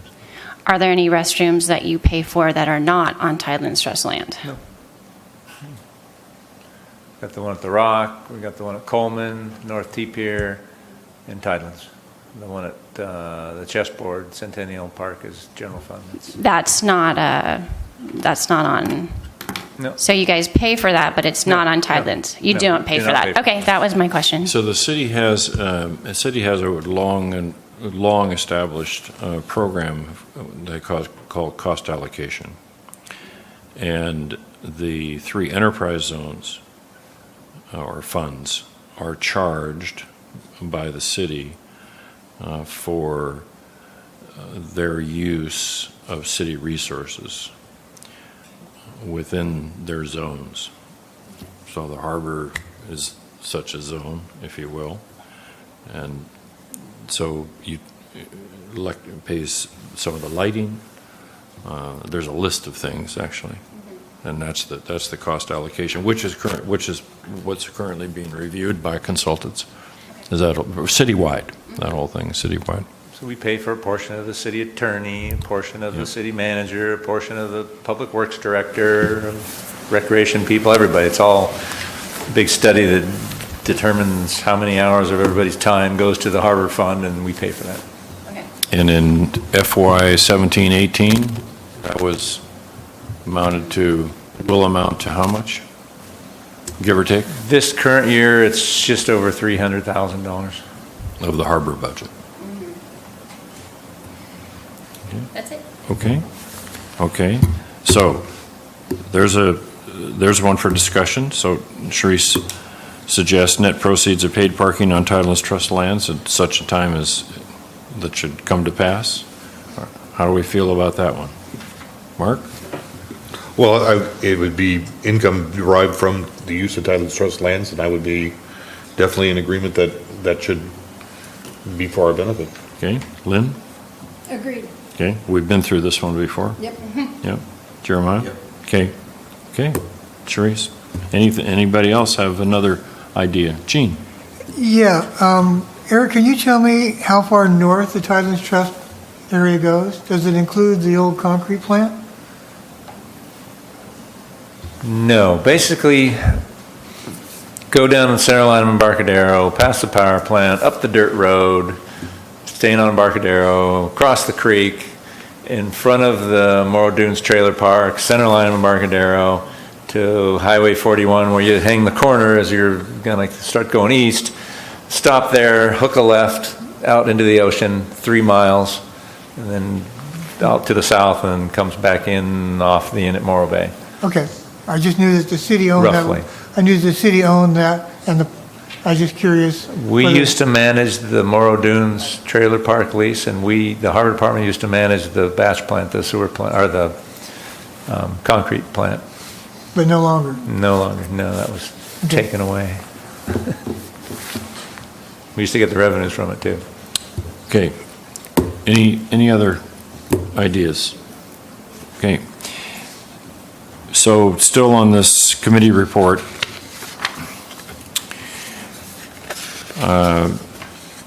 I did contact the city manager and shared with the city manager our then opinion, and I believe it's still our opinion, or at least it hasn't changed to my knowledge, that the harbor have the benefit relative to the $2 million plus unfunded liability, that the harbor have the benefit of TOT derived from services provided by businesses located on title and trust lands, that the harbor get a share of the T-bid assessment from businesses located on title and trust, that the harbor get a share of the sales tax derived from businesses located on title and trust, and the harbor get a share of the possessory interest revenue derived from businesses located on title and trust. Also, that we recommended to the council and to the city that paid parking be established on and around the Embarcadero.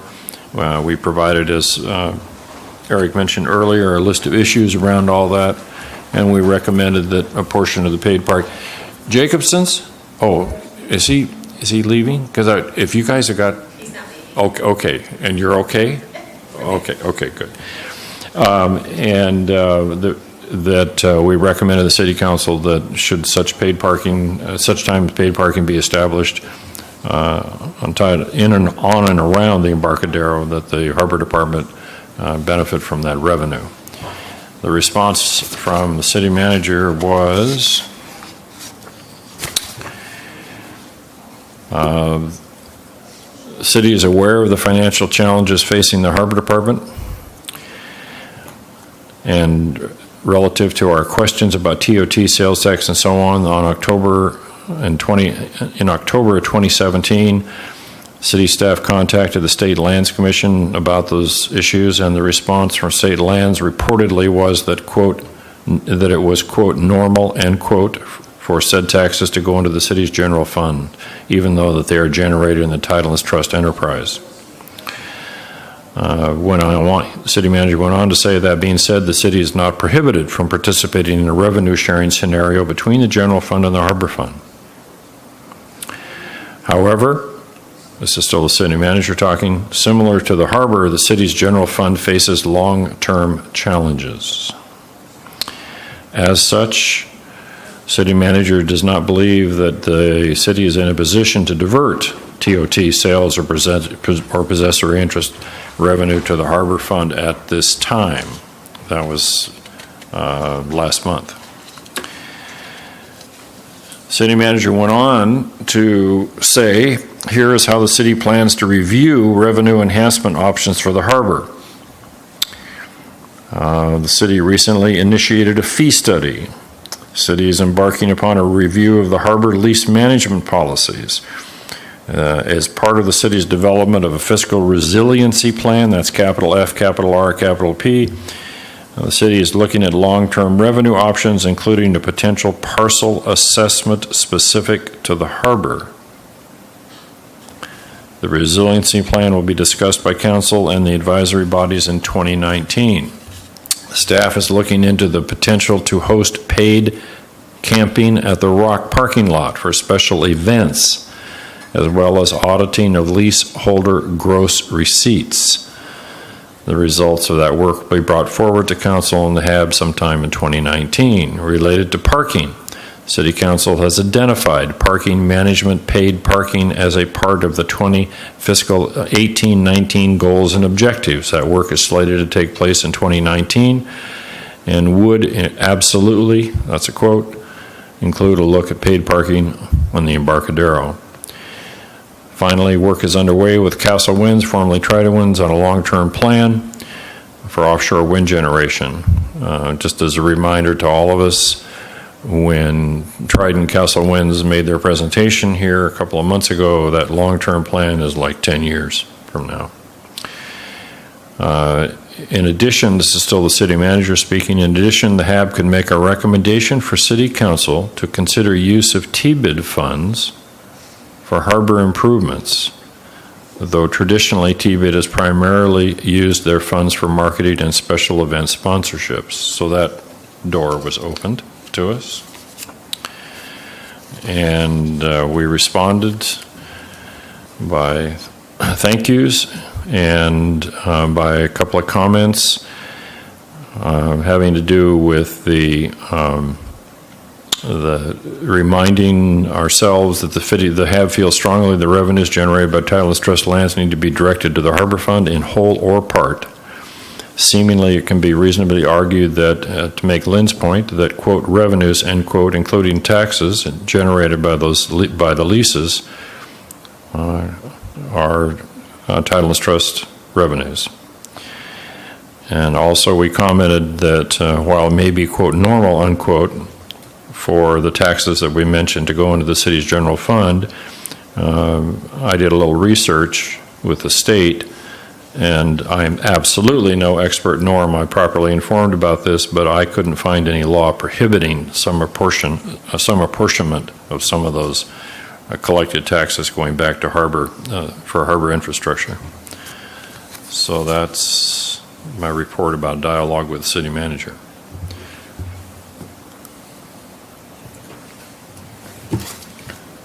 Lynn? Yeah, I just have a question. Where is the ruling that revenues generated in Tidelands Trust lands must stay and be expended for Tidelands Trust improvements or maintenance? Part of the lease. Under the what? It's part of the lease agreement between the It's actually state law. and the federal government. It's state law, Lynn. It's state law. It's state law. Okay, The Tidelands Trust Act. thank you. I can't give you.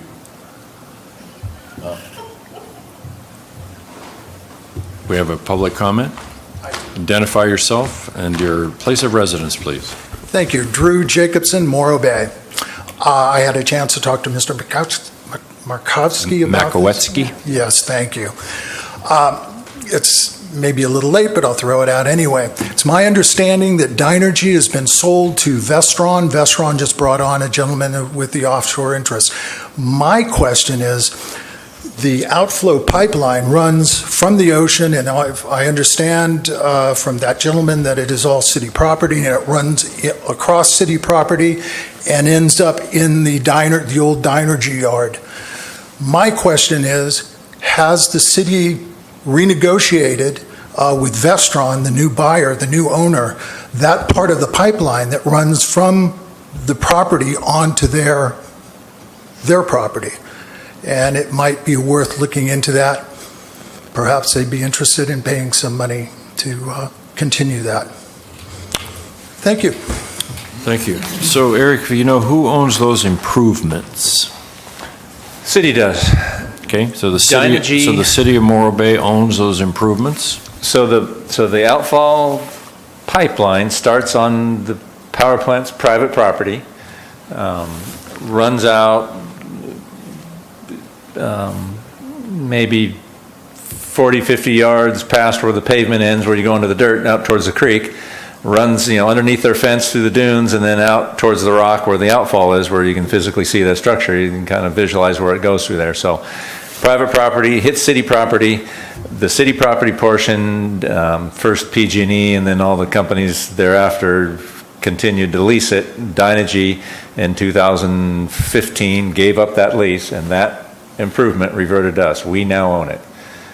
The current plant owner, Vista Energy of Texas, which bought Dynegy in its entirety, the power plant is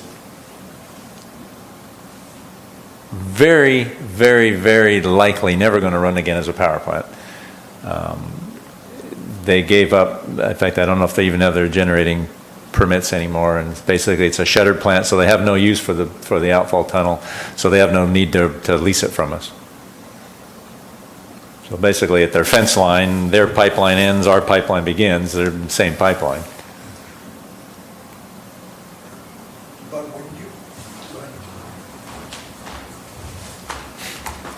But, Drew Jacobson, but in the future, they're going to need that to run that cable into their yard. I see right now that they're adding cable to, PG&E was putting up new infrastructure for cable to run in.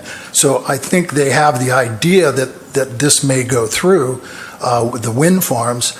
At that point, will they negotiate with you for that part of it? Yeah, exactly, Drew. So the power plant owners have been talking with Castle Winds, and the switch yard is owned by PG&E, but they're going to have to go through the power plant property to get to PG&E's property through the conduit.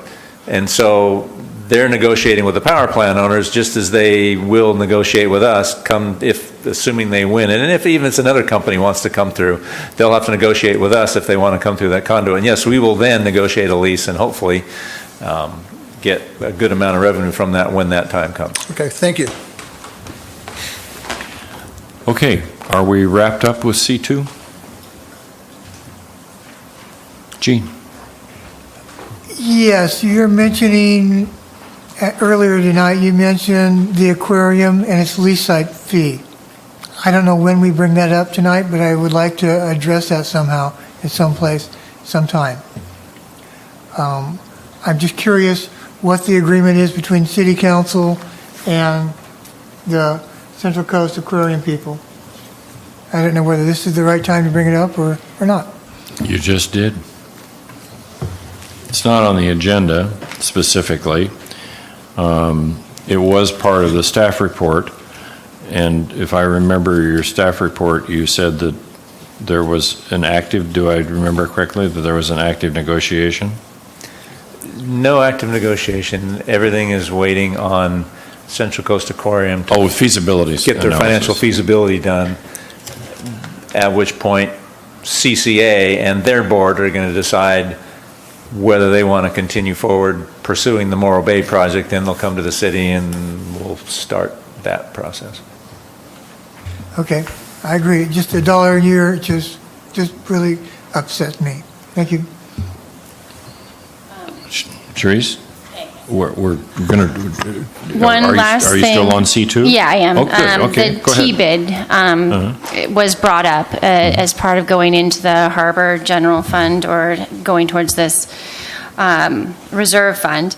I wanted to know, is there any current money that the Harbor spends that goes to marketing or increasing visitors to the Tidelands area?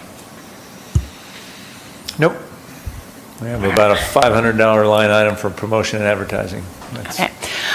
I would be hard pressed to use T-Bid's money for anything other than marketing to get them here, because that's their main goal, is to take the money to bring people into the area. And if it went into the Harbor Reserve Fund, it would not be doing it. But if it's taking over something that the harbor was paying for and then therefore allocating money to the reserve, I would be okay with that. But as far as any expense that the TBID gets money for, I would want it to go towards marketing of the Tidelands area.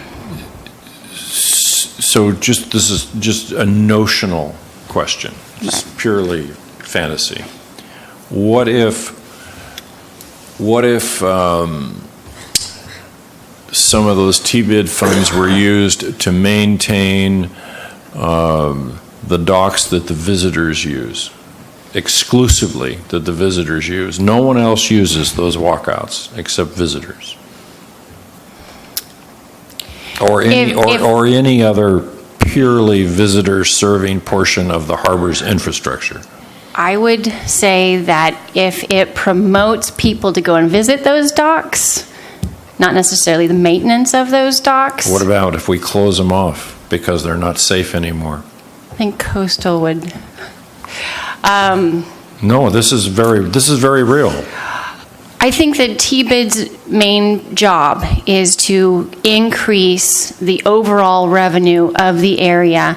And if we take away that money that's supposed to be bringing the people here to get the percentages from all of the places, we would be doing an injustice. We would actually kind of shooting ourselves in the foot, because one thing that I would be a part of is that you could say that TBID, part of their revenue that they generate, be strictly allocated towards our particular part of Morro Bay.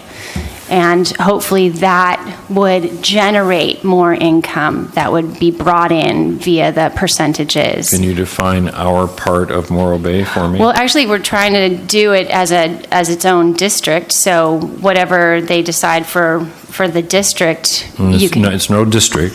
It's Tidelands Trust lands. So say your question again. Sure. So is it your position that which is fine, that no TBID monies, hypothetically and notionally, should be used for any purpose other than marketing? Yes, that would be my stance. How about bathrooms? That the harbor department, with money that it does not have, currently pays for. No, thank you. I would say that still isn't marketing. Okay. Okay. So no is the answer. Perhaps they could use the money to have a marketing benefiting the Tidelands area, to have an event that helps with the bathrooms. And how does that benefit the harbor's budget? There's no money that flows in. The sales tax goes somewhere else. The TBID goes somewhere else. How does that benefit the harbor fund? Okay, so if the TBID decided that there was going to be a weekend in January where they were going to market an event, that all the proceeds of that event go to revitalizing our bathrooms, I'm all for that. Whose proceeds? The proceeds from whatever event that they. Where do the proceeds go now? There's no event. They got to make an event. Actually, there are events. Well, no, specifically for benefiting. The Margarita Festival occupies Tidelands Trust lands to a significant degree, and none of those revenues flow back into the harbor fund. Then that's where I would find that money, is in the events that are marketing, benefiting, and they're going to the Tidelands Trust. Yes, that would be an area, because they are taking the TBID money to market an event. That event is occurring, so therefore there should be some allotment of those events that go towards preserving the. So I'm going to just jump in and defend TBID a little bit.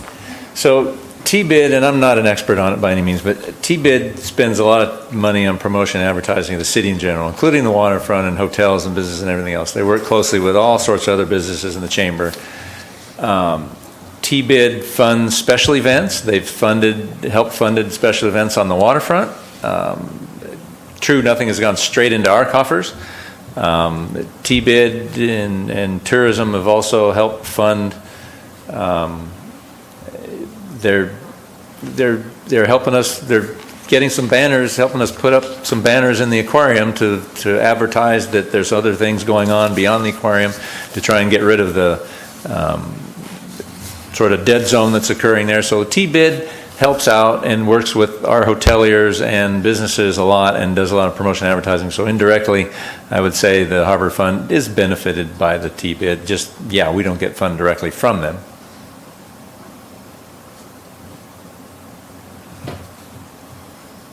Thank you. Sure. Thank you.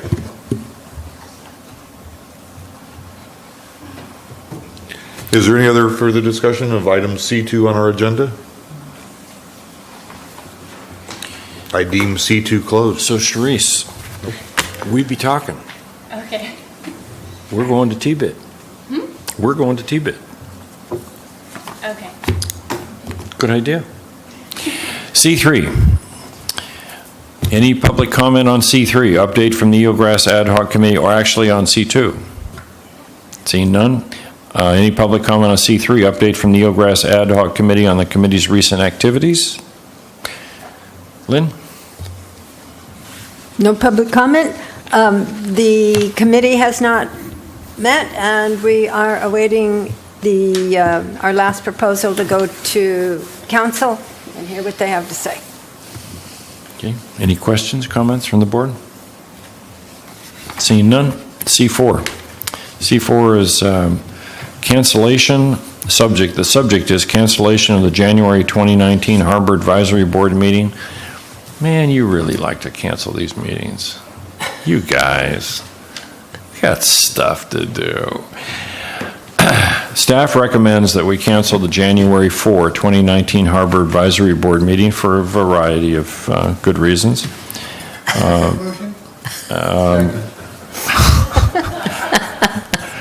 Wow. Okay, discussion. So I'm going to horn in on Eric's staff report a little bit. He also says that in addition, staff will likely bring an item to the February 2019 board meeting when new and/or returning appointees are seated to consider adoption of a HAB meeting schedule for the upcoming year. I guess that means we have some homework to do. Is that correct? You and I have some homework to do? Correct. Yeah, I think in the past we've not gone and made a point of establishing a schedule with the Harbor Advisory Board. I think the rest of the advisory bodies do. They adopt an official schedule. Ours has always just been assumed it's the first Thursday of every month. And so if we were to adopt a schedule, we can take care of the stuff in advance. Well, if we're going to change something, then we need to put it on the agenda for it as an item. Also, if in fact this motion passes, during the February board meeting, we also have elections of the board chair and vice chair for 2019 as well. Any other discussion on this motion? Seeing none, call the question. All in favor? Aye. Opposed? None. Abstentions? 1. Motion passes. Who, pray tell, abstained? I abstained. Just didn't want to seem like the Grinch. Why don't you vote no? That brings us to item C5. C5 is Harbor Advisory Board goals, objectives, and work planning for 2019. Any public comment on this item? Seeing none. Mr. Director? Thank you. So, trying to get a jump on goals and objectives for next year, and I'll get to the schedule in a minute. So we want to look at incomplete goal objectives that we've got now in our work plan items and recommend whether we want to carry them forward into next year, including any inputs on those things we might want to carry forward, and then start developing a new list of goal objective items to recommend for next year's goal setting cycle. The proverbial spaghetti on the wall, if you will. Throw ideas up there and see if there's things we want to move on or consider moving on. So we annually review our goals and objectives. If you know, there's a process by which the advisory bodies develop their lists and bring them to the city council, and there's some back and forth. We've had some discussion at the department head level on how we're going to carry it forward this year. The last couple of years have been a little cumbersome with going to advisory body, then council, then back to advisory body, then joint advisory body, council, and then finally to council. And so we may be revising the process a little bit, but it'll still be similar, bringing it back and forth to the council and to the advisory body. So in preparation for next year, as I say, we're trying to get a jump on it. In general, if you want to look to the back of your staff report, last year's calendar is there in terms of the dates in which we did things. So early in January, we start doing some strategic planning. There's a goal retreat in there in February, and then we start doing goal discussion with the city council in February. The budget calendar is in there as well, and sort of shows where the goal setting sets into the budget setting. Goal is to get the goal setting, goals and objectives set prior to the budget, because you need to know what your goals are and what you're trying to accomplish before you start spending money against it. So that's the general outline in which that goes. And so the very last page of the staff report is the basic advisory body work plan calendar. December is when we start developing recommended items for the upcoming cycle, which is now. January, February, we begin to prepare our work plans. March, finalize recommended draft work plans. April is when we start doing the joint city council advisory body meetings to discuss those work plans, and then in May, hopefully, we will have those council work plans adopted and set into motion as we go into the budget setting cycle. So, with that, is there any questions on the process before I move on? Okay, seeing none. So, I made a list of existing goals that are outstanding, that we're in the middle of in one way, shape, or form. And I'll go through each one in the work plan items and see what sort of input we want to get, see if we want to carry them forward. Goal 1, which is achieve economic sustainability, pursue opportunities, is the work plan item. And our element on that was item number A on there. WPE1 is the Morro Bay Aquarium, providing harbor staff and the Harbor Advisory Board, providing input and guidance to Central Coast Aquarium, community development, planning, city council, et cetera, on the process of their proposal development for plan review and approval. Status on that is, as I spoke earlier, the financial feasibility study commissioned by Central Coast Aquarium has been released to the city, certain city staff members, with myself included, in draft form for our input. We've given our input. We're waiting for the consultant to finish that, at which point Central Coast will release that and then decide what direction they want to go with it.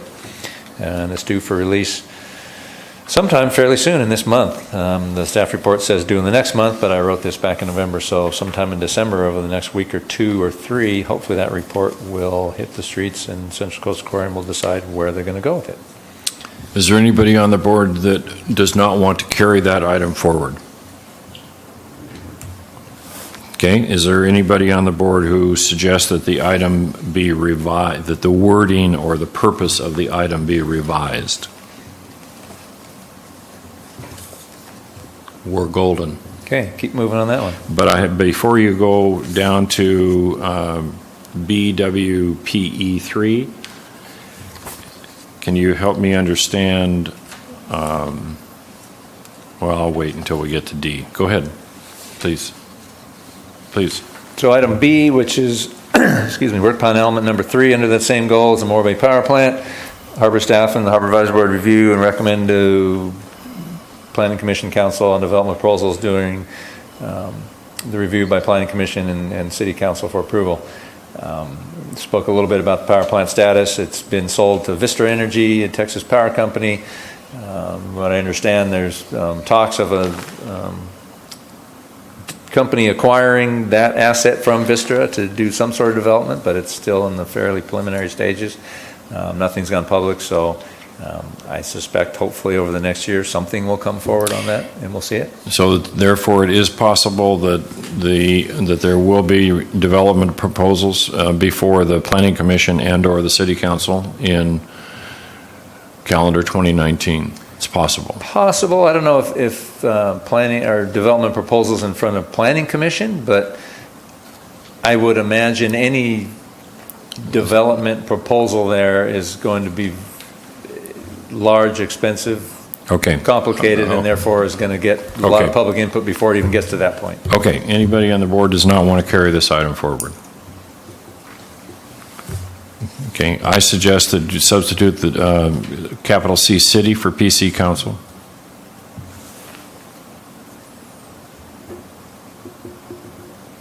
So noted.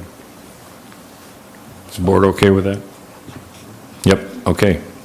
All right. Next. Item C, which is work plan item 4, wastewater treatment plant site, the existing sewer plant site. As you know, the city's on the road to replacing its sewer plant and moving it up the road, up the hill, up Highway 1, out by South Bay Boulevard. And so that power plant, or treatment plant site will eventually be vacated. There'll be a lift station there of some sort, because there's still a good number of sewer lines that point there that aren't going to be rerouted from there. So will be a lift station, but there'll be a fair amount of real estate that will come available for something. And so this item was for the harbor staff and HAB to review any sort of development and concept planning on that property as well. So just to be clear, it's existing WWTP site. Correct. Anybody in the board not want to carry that item forward?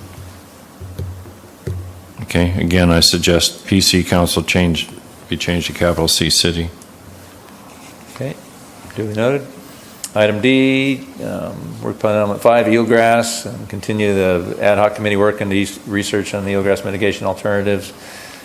We've already spoke about the next steps on that. I don't need to go over that. Depending on where Anchor QEA, assuming we move forward with them, get with the regulatory agencies, we'll spell out where we may or may not be able to go in the future on that. So I think we can take 5 and 6 together. Anybody in the Correct, board? Anybody in the board not want to carry 5 and 6 D5 and 6 forward? Okay, we're good. Okay, and then another sub-item under that same goal of achieving economic and fiscal sustainability, evaluate opportunities for new expanded revenue sources.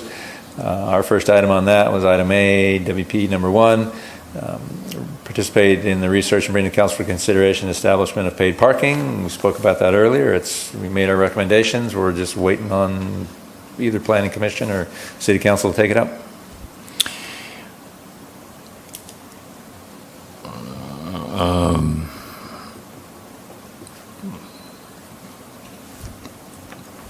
So we're talking about the item described as sub D as opposed to WP1 from sub D.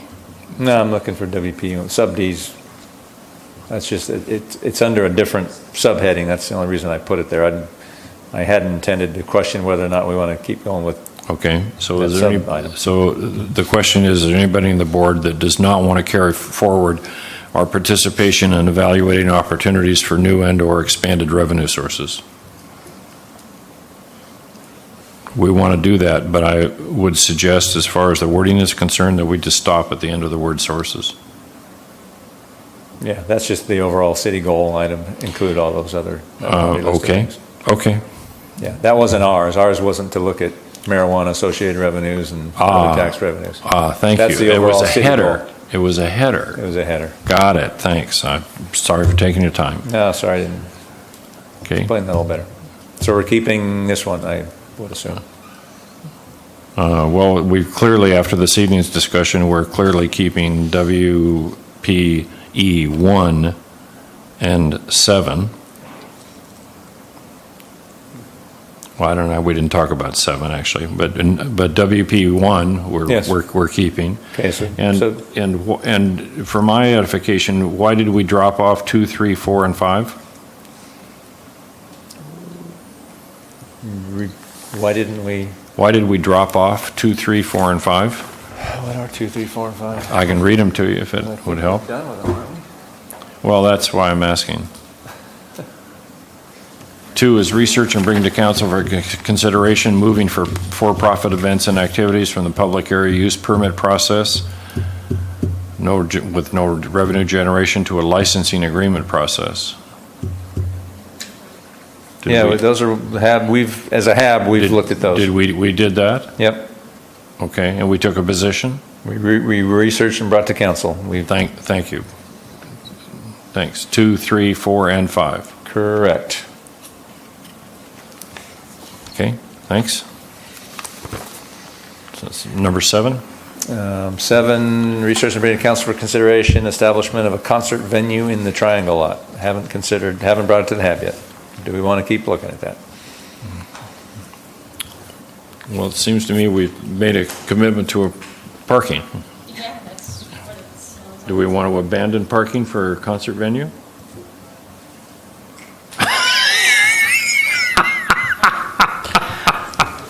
I would say that we don't want to, and in fact, I think Mr. Dowdy also said he didn't want to do that. Okay. I don't, So we're content with paid parking for now, right. as opposed to any other use of the Triangle lot? Well, that's not true. As opposed to establishing a concert venue in the Triangle lot. Okay. We have other uses. Jeremiah? You sure? Okay. Apparently, we are not interested in 7. It's been subsumed by other activities. Okay.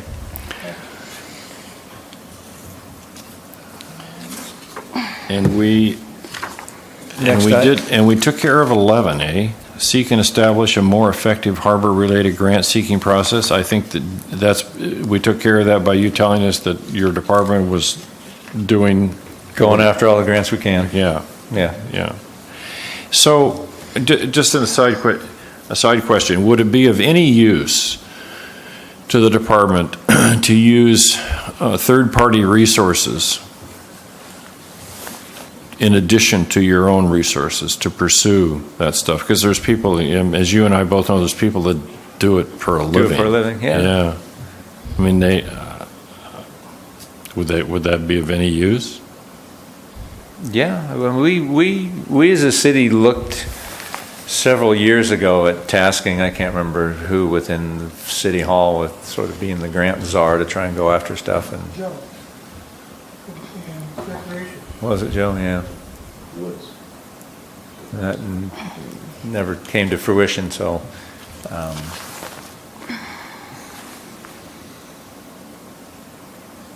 Yes. So color you open to the concept? Yes. Okay. 12? Do we add that?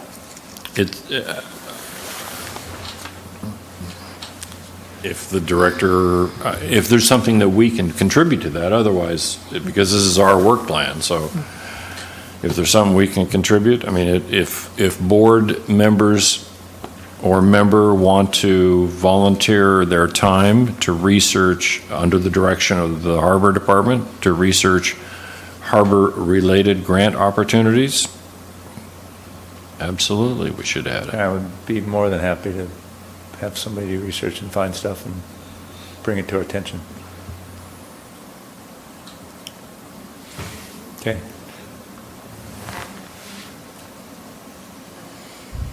So I think that really grant seeking is an ongoing thing we should be doing all the time. I don't know that we need to make it a goal every year. So number 12, research, work with state parks and marine council for consideration revising the state park marine operating agreement to allow the city to take over direct operations of the marine and maximize revenue collection to put towards dredging and redevelopment. Trying to get state parks re-engaged with all their turnover. It's not been easy. I've talked a couple times with Dan Flatt, the new district superintendent, and he's been talking to Sacramento to try and get that going, and just trying to get everybody in the same room or at least on the same telephone call. Well, let's revisit that this evening. I mean, that's what we're here to do. So, the promotion of, insofar as the Harbor Advisory Board is concerned, for your folks' benefit, the promotion of this concept, or the promoter of this concept on the Harbor Advisory Board was Bill LaFay, who's no longer on the board. So the question tonight is, does this body want to continue its interest in the city taking over the State Park Marina operating agreement? Yes. Why, please? Why? Yeah, sure. There's a lot of reasons. Okay. Okay. And yes, I realize I put you on the spot. I apologize. I think there's I mean, this is a goal for later to discuss all of those different reasons, but we've talked about it in the past that it's not being upkept the way that we would like it. So that's one reason why I think it's important, and it's not being used to the best of its abilities. So if that's the case, then perhaps there's more money to be accrued by maintaining it properly and taking care of it. To be clear, that campground's on Tidelands Trust property, correct? No, this is the marina now. Nope. This is Okay. the marina and the restaurant only. So for you two, since you're new, the State Park Marina is a state park asset. It's within the Morro Bay State Park, within city limits, but it's not within the Tidelands Trust. 12 years ago, 14 years ago, because the marina has been kind of constantly silting up and deteriorating, and the state parks had expressed no interest in trying to do very much of anything in there. They've got a concessionaire that's been in there on 20 years of month-to-month holdovers on a lease. We, the city, approached State Parks and said, hey, we want to go get this place dredged, get it redeveloped, expand it out to put some sheet pile in, redo the revetment, go in there and do a major redevelopment of the marina. Are you interested in State Parks? State Parks said yes. We said, okay, we'll go seek some grant funding. We went to Boating and Waterways. Boating and Waterways was great. We got several $1 million from DBW, entered into an operating agreement with State Parks that basically said, if the city goes and accomplishes the project as defined, dredging, renovation, et cetera, at the end of that, the city has the option to put it out to concession and put it out to bid to see if they want to get somebody to operate it, or the city can operate it itself. We've got as far as getting the EIR reports on the project and started getting the cost estimation, and when it became evident that the regulators would not let us dispose of the dredge material in the offshore area that we do our current dredging disposal, we had to take it upland, not because it's polluted or contaminated, because it's fine silt and mud, and the current regulatory framework won't let you put it where we have disposal areas. We had to basically dry it out and move it upland. The price went from about a $12 million project to a $20 million project. And we basically threw up our arms and said, that ain't gonna work. And that was 7-8 years ago, and we did what little dredging we could. We went in and got as much sand as we could find and dredged that out and disposed of that in the nearshore area, and then that was all we could do. We spent all our money, and now we're kind of in limbo land, wondering what to do next, because the costs have all gone up and the dredging is still the biggest issue. And so we engaged State Parks a couple of years ago, and they were amenable to working with us in the operating agreement and revising it to try and make it, update it to fit the current situation. We had State Parks come here, and we looked at, State Parks did a feasibility study to re-put the marina out to concessionaire bid again. along with the cafe, which is also part of the marina, the Bayside Cafe. The Harbor Advisory Board took a position that the city should manage the concessionaire bid for both the marina and the cafe, as did the city council. State Park said, no, we want to retain the cafe. Never went anywhere, and then everybody in state parks that was dealing with it for the past 20 years retired, and so there it sits on our list of things we've been wanting to do. I would have a recommendation on this item, and that would be broaden it. We need to put this item to bed one way or another. We need to address it. It's been hanging there forever, just kind of waiting for something to happen. Whether it's the city taking over direct operations as this thing's worded now, I think it ought to go more broad, and the item ought to be I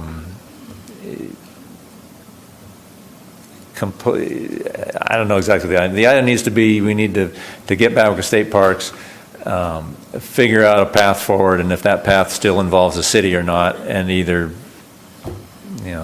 cut bait or run and get the job done or get out of it and give it back to state parks. So my concern for this concept has always been that the feasibility as far as, or I should say the potential benefit to the city, whether that devolves to the Harbor Department or not is yet to be known or even talked about, revolves around dredging. If dredging is not financially feasible and the city were to take over operation, pretty quickly no one, with the exception of very small boats, is going to be interested in mooring out there. So there's going to be limited revenue from it. The docks are tired. The utilities are tired. They're barely being maintained. That's my opinion. It doesn't mean that Associated Pacific, who has the operating agreement now, agrees with me on that. But my concern revolves around the practicality of that area on an ongoing long-term basis as a marina. That's my concern. And if the city takes it over, it owns the whole thing. I mean, by that I mean it has the responsibility to maintain the thing. It has the responsibility to keep it working. It has the liability for operation. I mean, it just goes on and on and on. But that's just me talking. Previously, the majority of the board had a different view. As we're not talking about Tidelands Trust property, our involvement would be as to advisory and or opinion? We chose to put it because a member felt strongly about it. We put it on our agenda. We discussed it. Majority of the board was interested in moving it forward. The Harbor Department director was kind enough to be willing to take department resources and time to try to work with the state. We're going back 3 years now. Is that not correct, Eric? 3 years? Yeah, 3 years. And Eric's just giving you a report on those 3 years. I have a question as far as the effects of what their poor maintenance has been. Has it affected Tidelands Trust land? I didn't say that they had poor maintenance.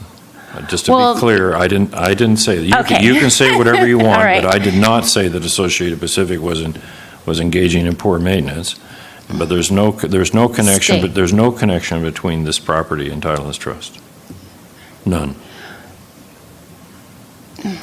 This is something the board decided to take on 3 years ago. Well, and we as a department got into that operating agreement because we saw it as an asset that was withering away, 110 boats, a quarter of our boat population in the harbor, and we were interested in not seeing it wither away, and that's why the Harbor Department jumped in with city council support and said, okay, let's work with state parks and try and come up with something. And then it's a marina, obviously it falls to our department.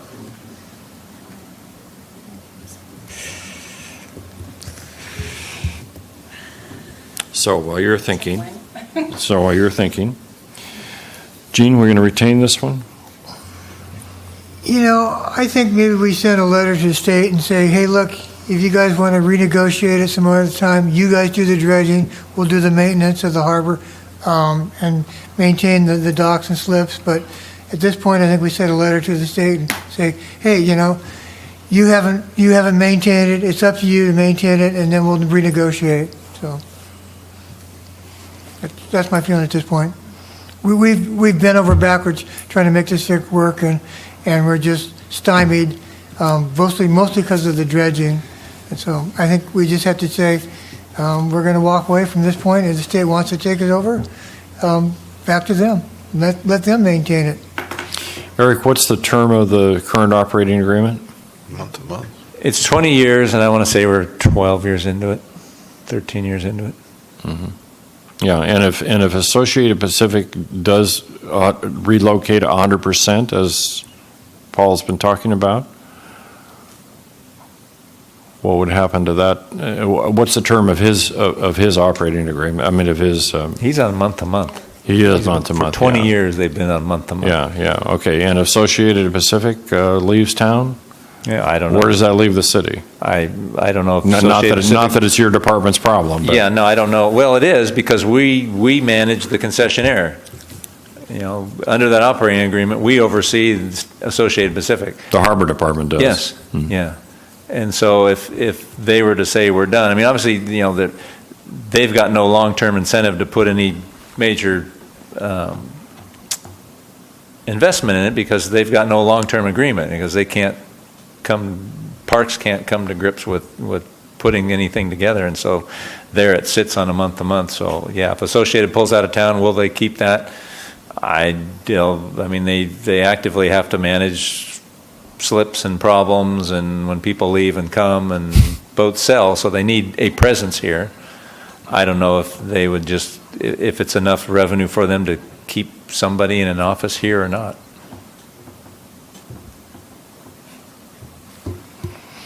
Jeremiah. Yeah, the dredging is a problem. It's always been a problem in that area, of course, and whoever gets burdened with that problem is going to be saddled with a large bill. I personally think the cheapest for that small area,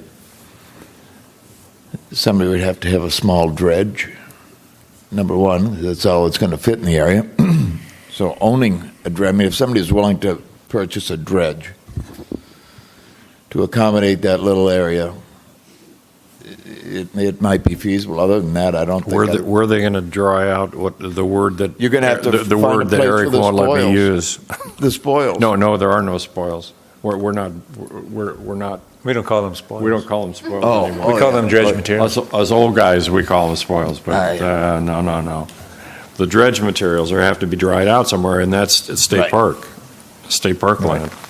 Well, it's a shame that the state park obviously has put money across the street into their campground, but very little money into their waterfront facility there. So it's a shame, and somebody should, in the state, should be held responsible for it. The park system. Should we continue to carry this as a work plan item, even albeit we might redefine it?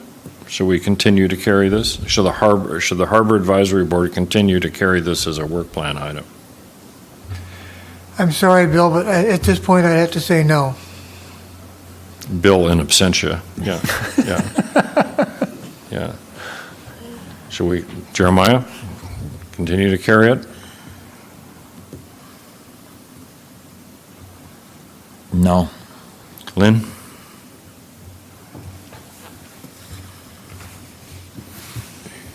God, I'd hate to lose that marina. For the entire harbor, it's, as it even is now, is still an asset. Do you think the city of Morro Bay can save that marina? We have the resources to do that? No. Mark? No. Okay. Charisse?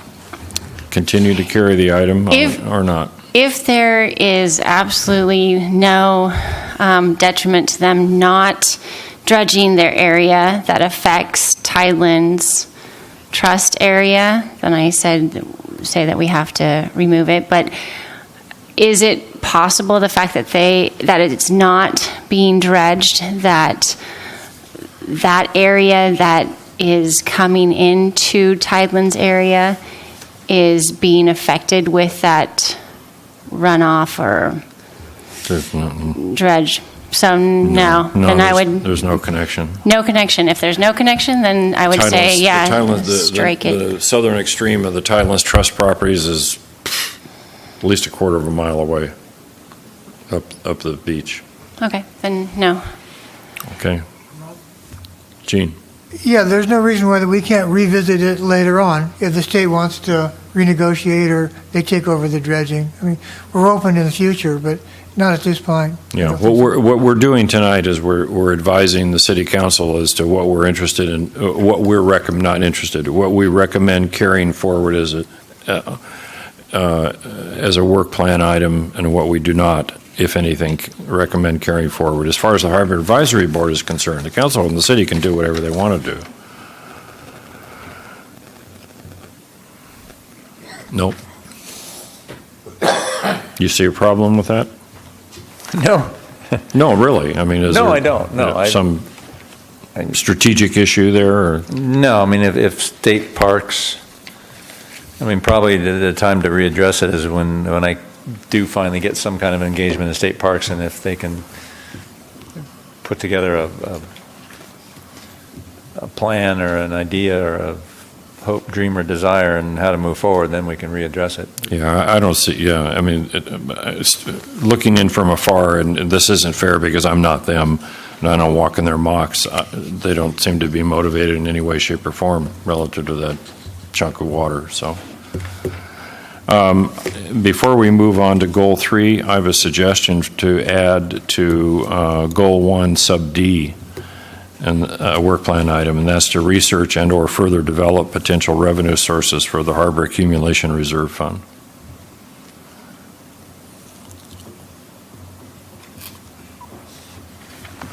Can you repeat that one? Sure. Research and or further develop potential revenue sources for the Harbor Accumulation Reserve Fund.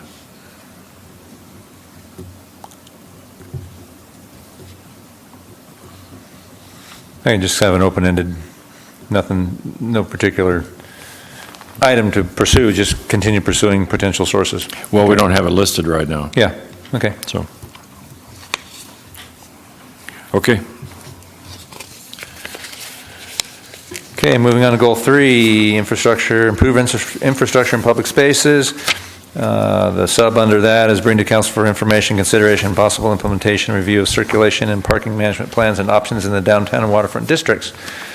The work plan element on that was Harbor Advisory Board review and provide input on proposed management plans and options as they relate to the waterfront.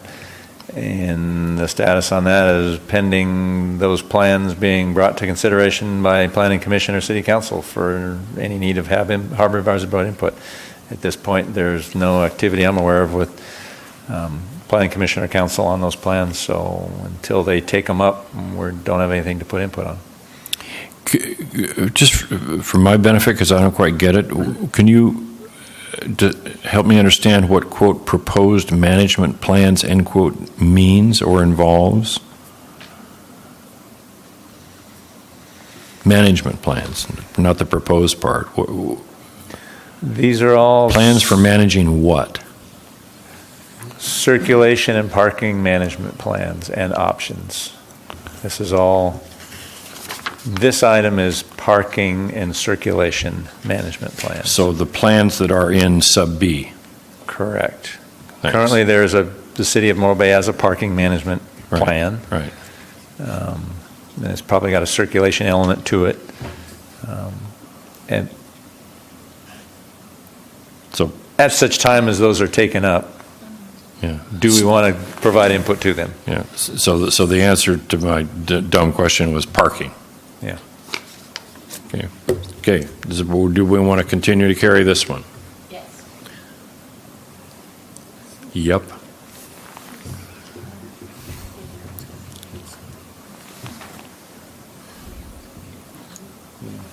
Yeah, that's part of it. Okay, then another sub-item D, completely approve RFQ process for the Marine Services Facility Boatyard, bring to council for information, next steps. Obviously, this needs some revision if we're going to keep it. We went through RFQ, didn't get anything out of it.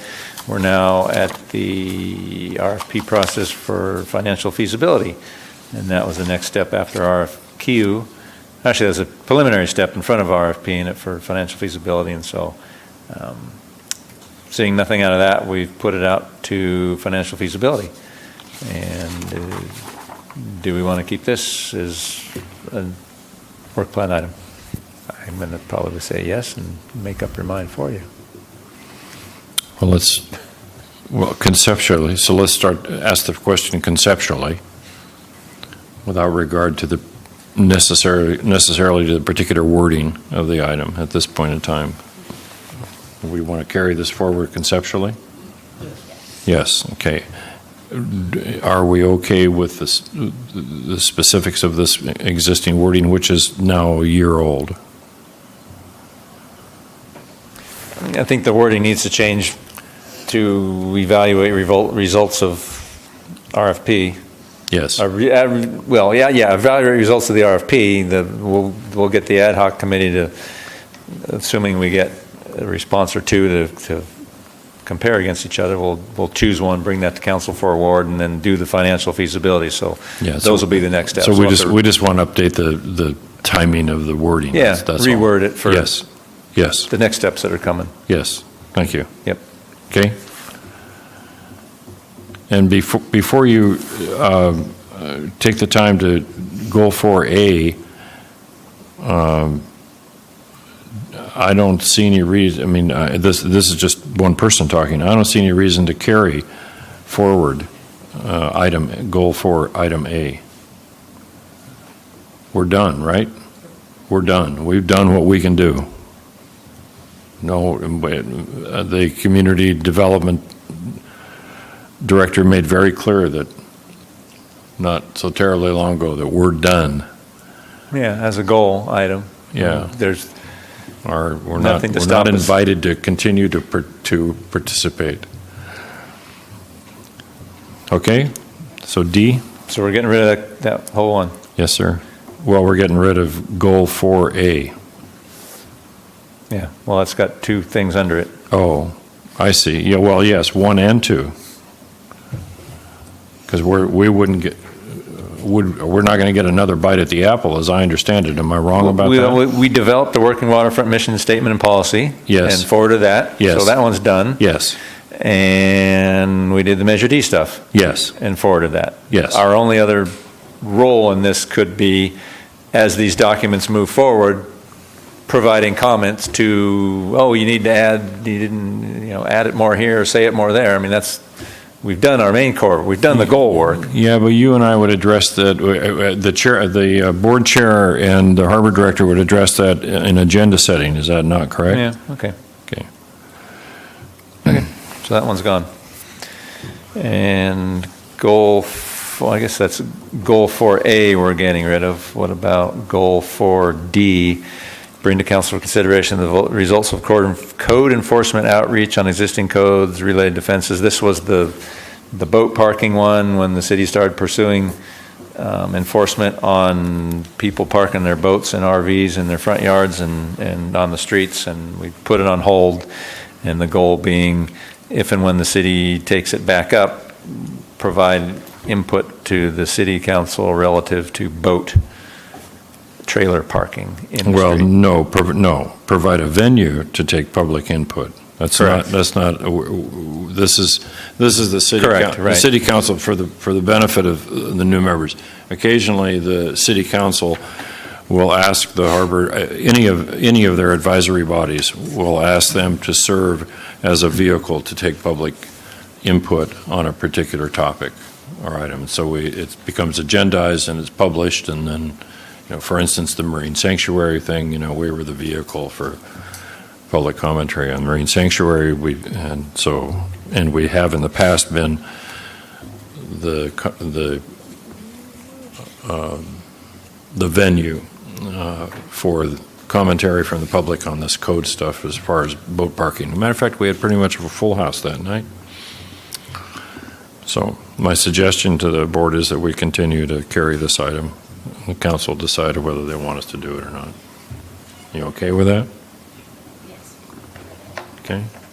So if in such a time that the city decides to take it back up, we'll be a venue. Yeah. Okay, on the other items list, these weren't goal items, these were some things that the council and have other item added. Other item 1, review on an annual basis in segments all waterfront lease sites for conformity to contractual agreements for building use, maintenance, signage, access, safety, with 100% of all lease sites reviewed in a 3-year period. We took financial audit, maintenance, and inspection portions to the Harbor Advisory Board back in November, our last meeting, for some input, and the other items are still pending, so that is still a work in progress. So you're recommending to the board that it adopt this as a work plan item?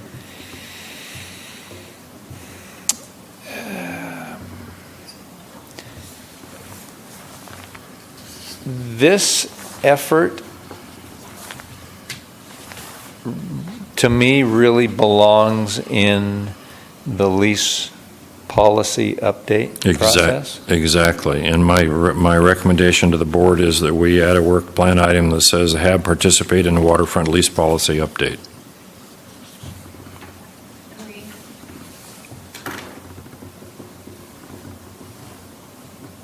Gene, you okay with that? Yes. Okay. Of which we already have 2 members and we're already underway, so Bingo. we just participate in that process.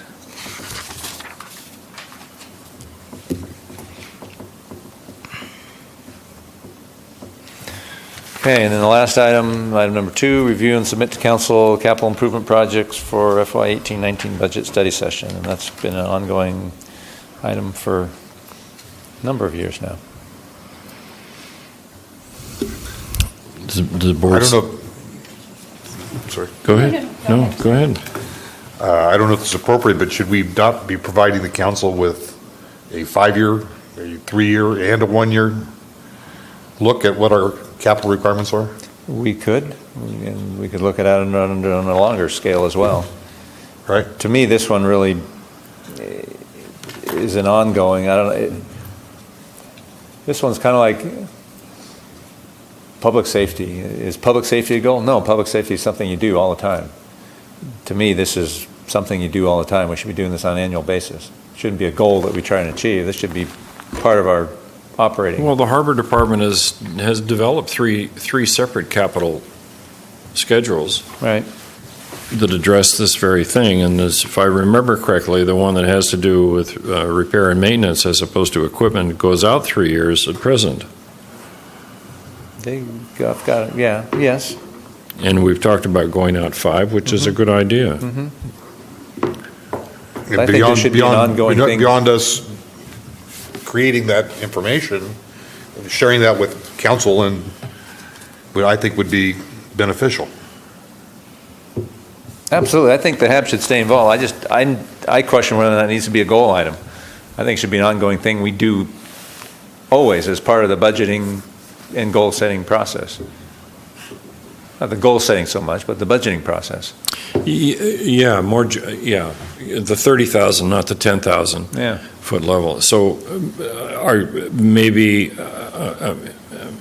you've allowed it to take place now for quite some time. You want to make a work. Are you willing to accept the notion of a work plan item that says the Harbor Advisory Board will participate? And I'm not sure what word I want to use because I'm not sure review is exactly the right word. Will participate in some way in the Harbor Department's annual budgeting process. I don't know how deep I need to get you into the budgeting process. And you don't want us in your budgeting process. Well, in the capital, yes.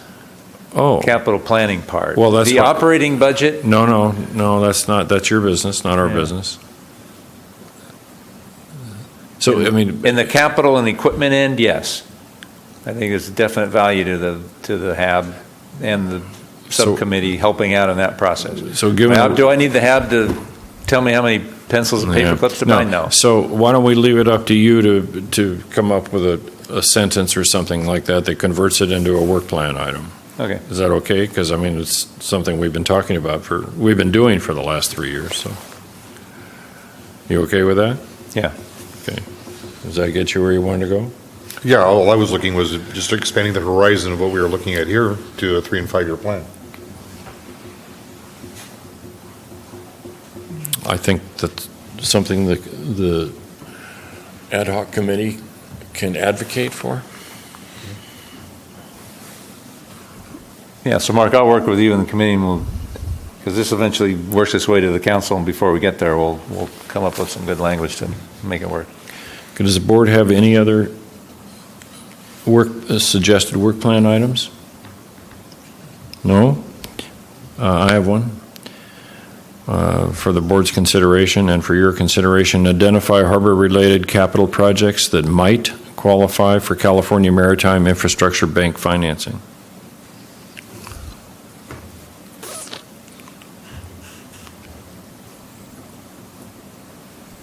They throw a lot of money around. A couple $100 million. I almost wouldn't limit it to that. And this kind of starts to speak to grants. We went to the Coastal Conservancy meeting this morning in town, and you know, our ice machine got some money from Coastal Conservancy, and they're in another upcycle where they got money. They're throwing money at all kinds of stuff, maritime museums and land acquisitions and infrastructure. I mean, that's all what Coastal Conservancy is about. There's Loan money or grant money? grant. Oh, because these guys don't. No, these are loans. These don't give you grant money. Yeah. I mean, it's got to be some kind of a business arrangement. But you know, if there's any interest, in, let's add it as a proposed work plan item. My point is, do we want to expand it out to other potential sources of revenue for capital? I see. Oh, make it more generic. For capital projects. Oh, yeah. That's a good idea. Make it more generic. That's a good idea. Sure. You guys know all about the California Maritime Infrastructure Bank, right? It's tattooed on my right arm.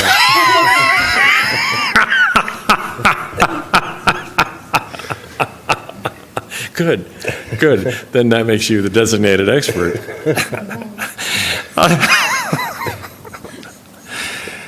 Okay, apparently that's it for us on this particular item. Do you have something else? Do we need to look at, we don't need to look at schedule or anything, do we? No, I mean, the council's going to set the schedule. Okay. I just put this on there just sort of, this is what it looks like. Okay. And so, just trying to get ahead of the curve a little bit. So have we, in your best judgment, have we provided the department, provided you with what you needed on this agenda item? Yes. I was thinking if there's anything I wanted to add, but I learned my lesson last year, and the mayor, I think, correctly said, "Boy, Eric, that's a lot of items you've taken on this year." So yeah, but I don't need to add more. Super persons up here. Super persons. Okay, that brings us to item D, declaration of future agenda items. Does anybody propose adding another agenda item, another future agenda item that we do not have on the list at present? I see heads shaking negatively.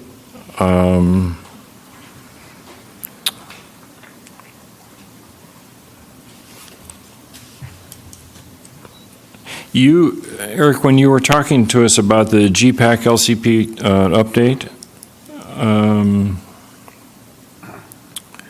did you say, I'm sorry for not recalling exactly, did you say that something might be coming back to us at some future time?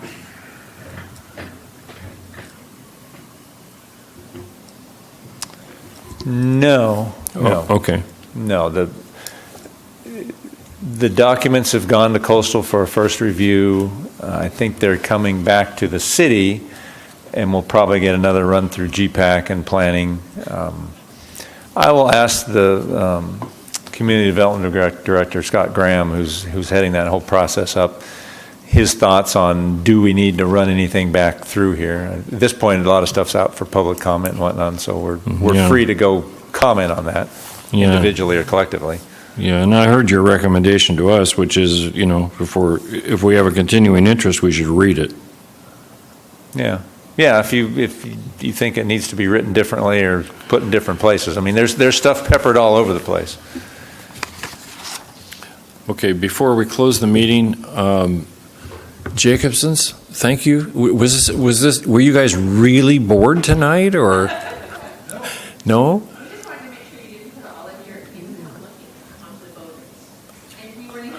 Aha! Boy, did we miss that one. Holy cow. And you sat through the whole thing for that? Yeah, well, thank you for being here. Thank you. Thanks. Okay, motion to adjourn? Second. Well, we have, that's 2 seconds and a so moved. Okay, all in favor? Aye. Opposed? None? Thank you. Thanks for being here. Okay. Lori and Eric, thank you. Why did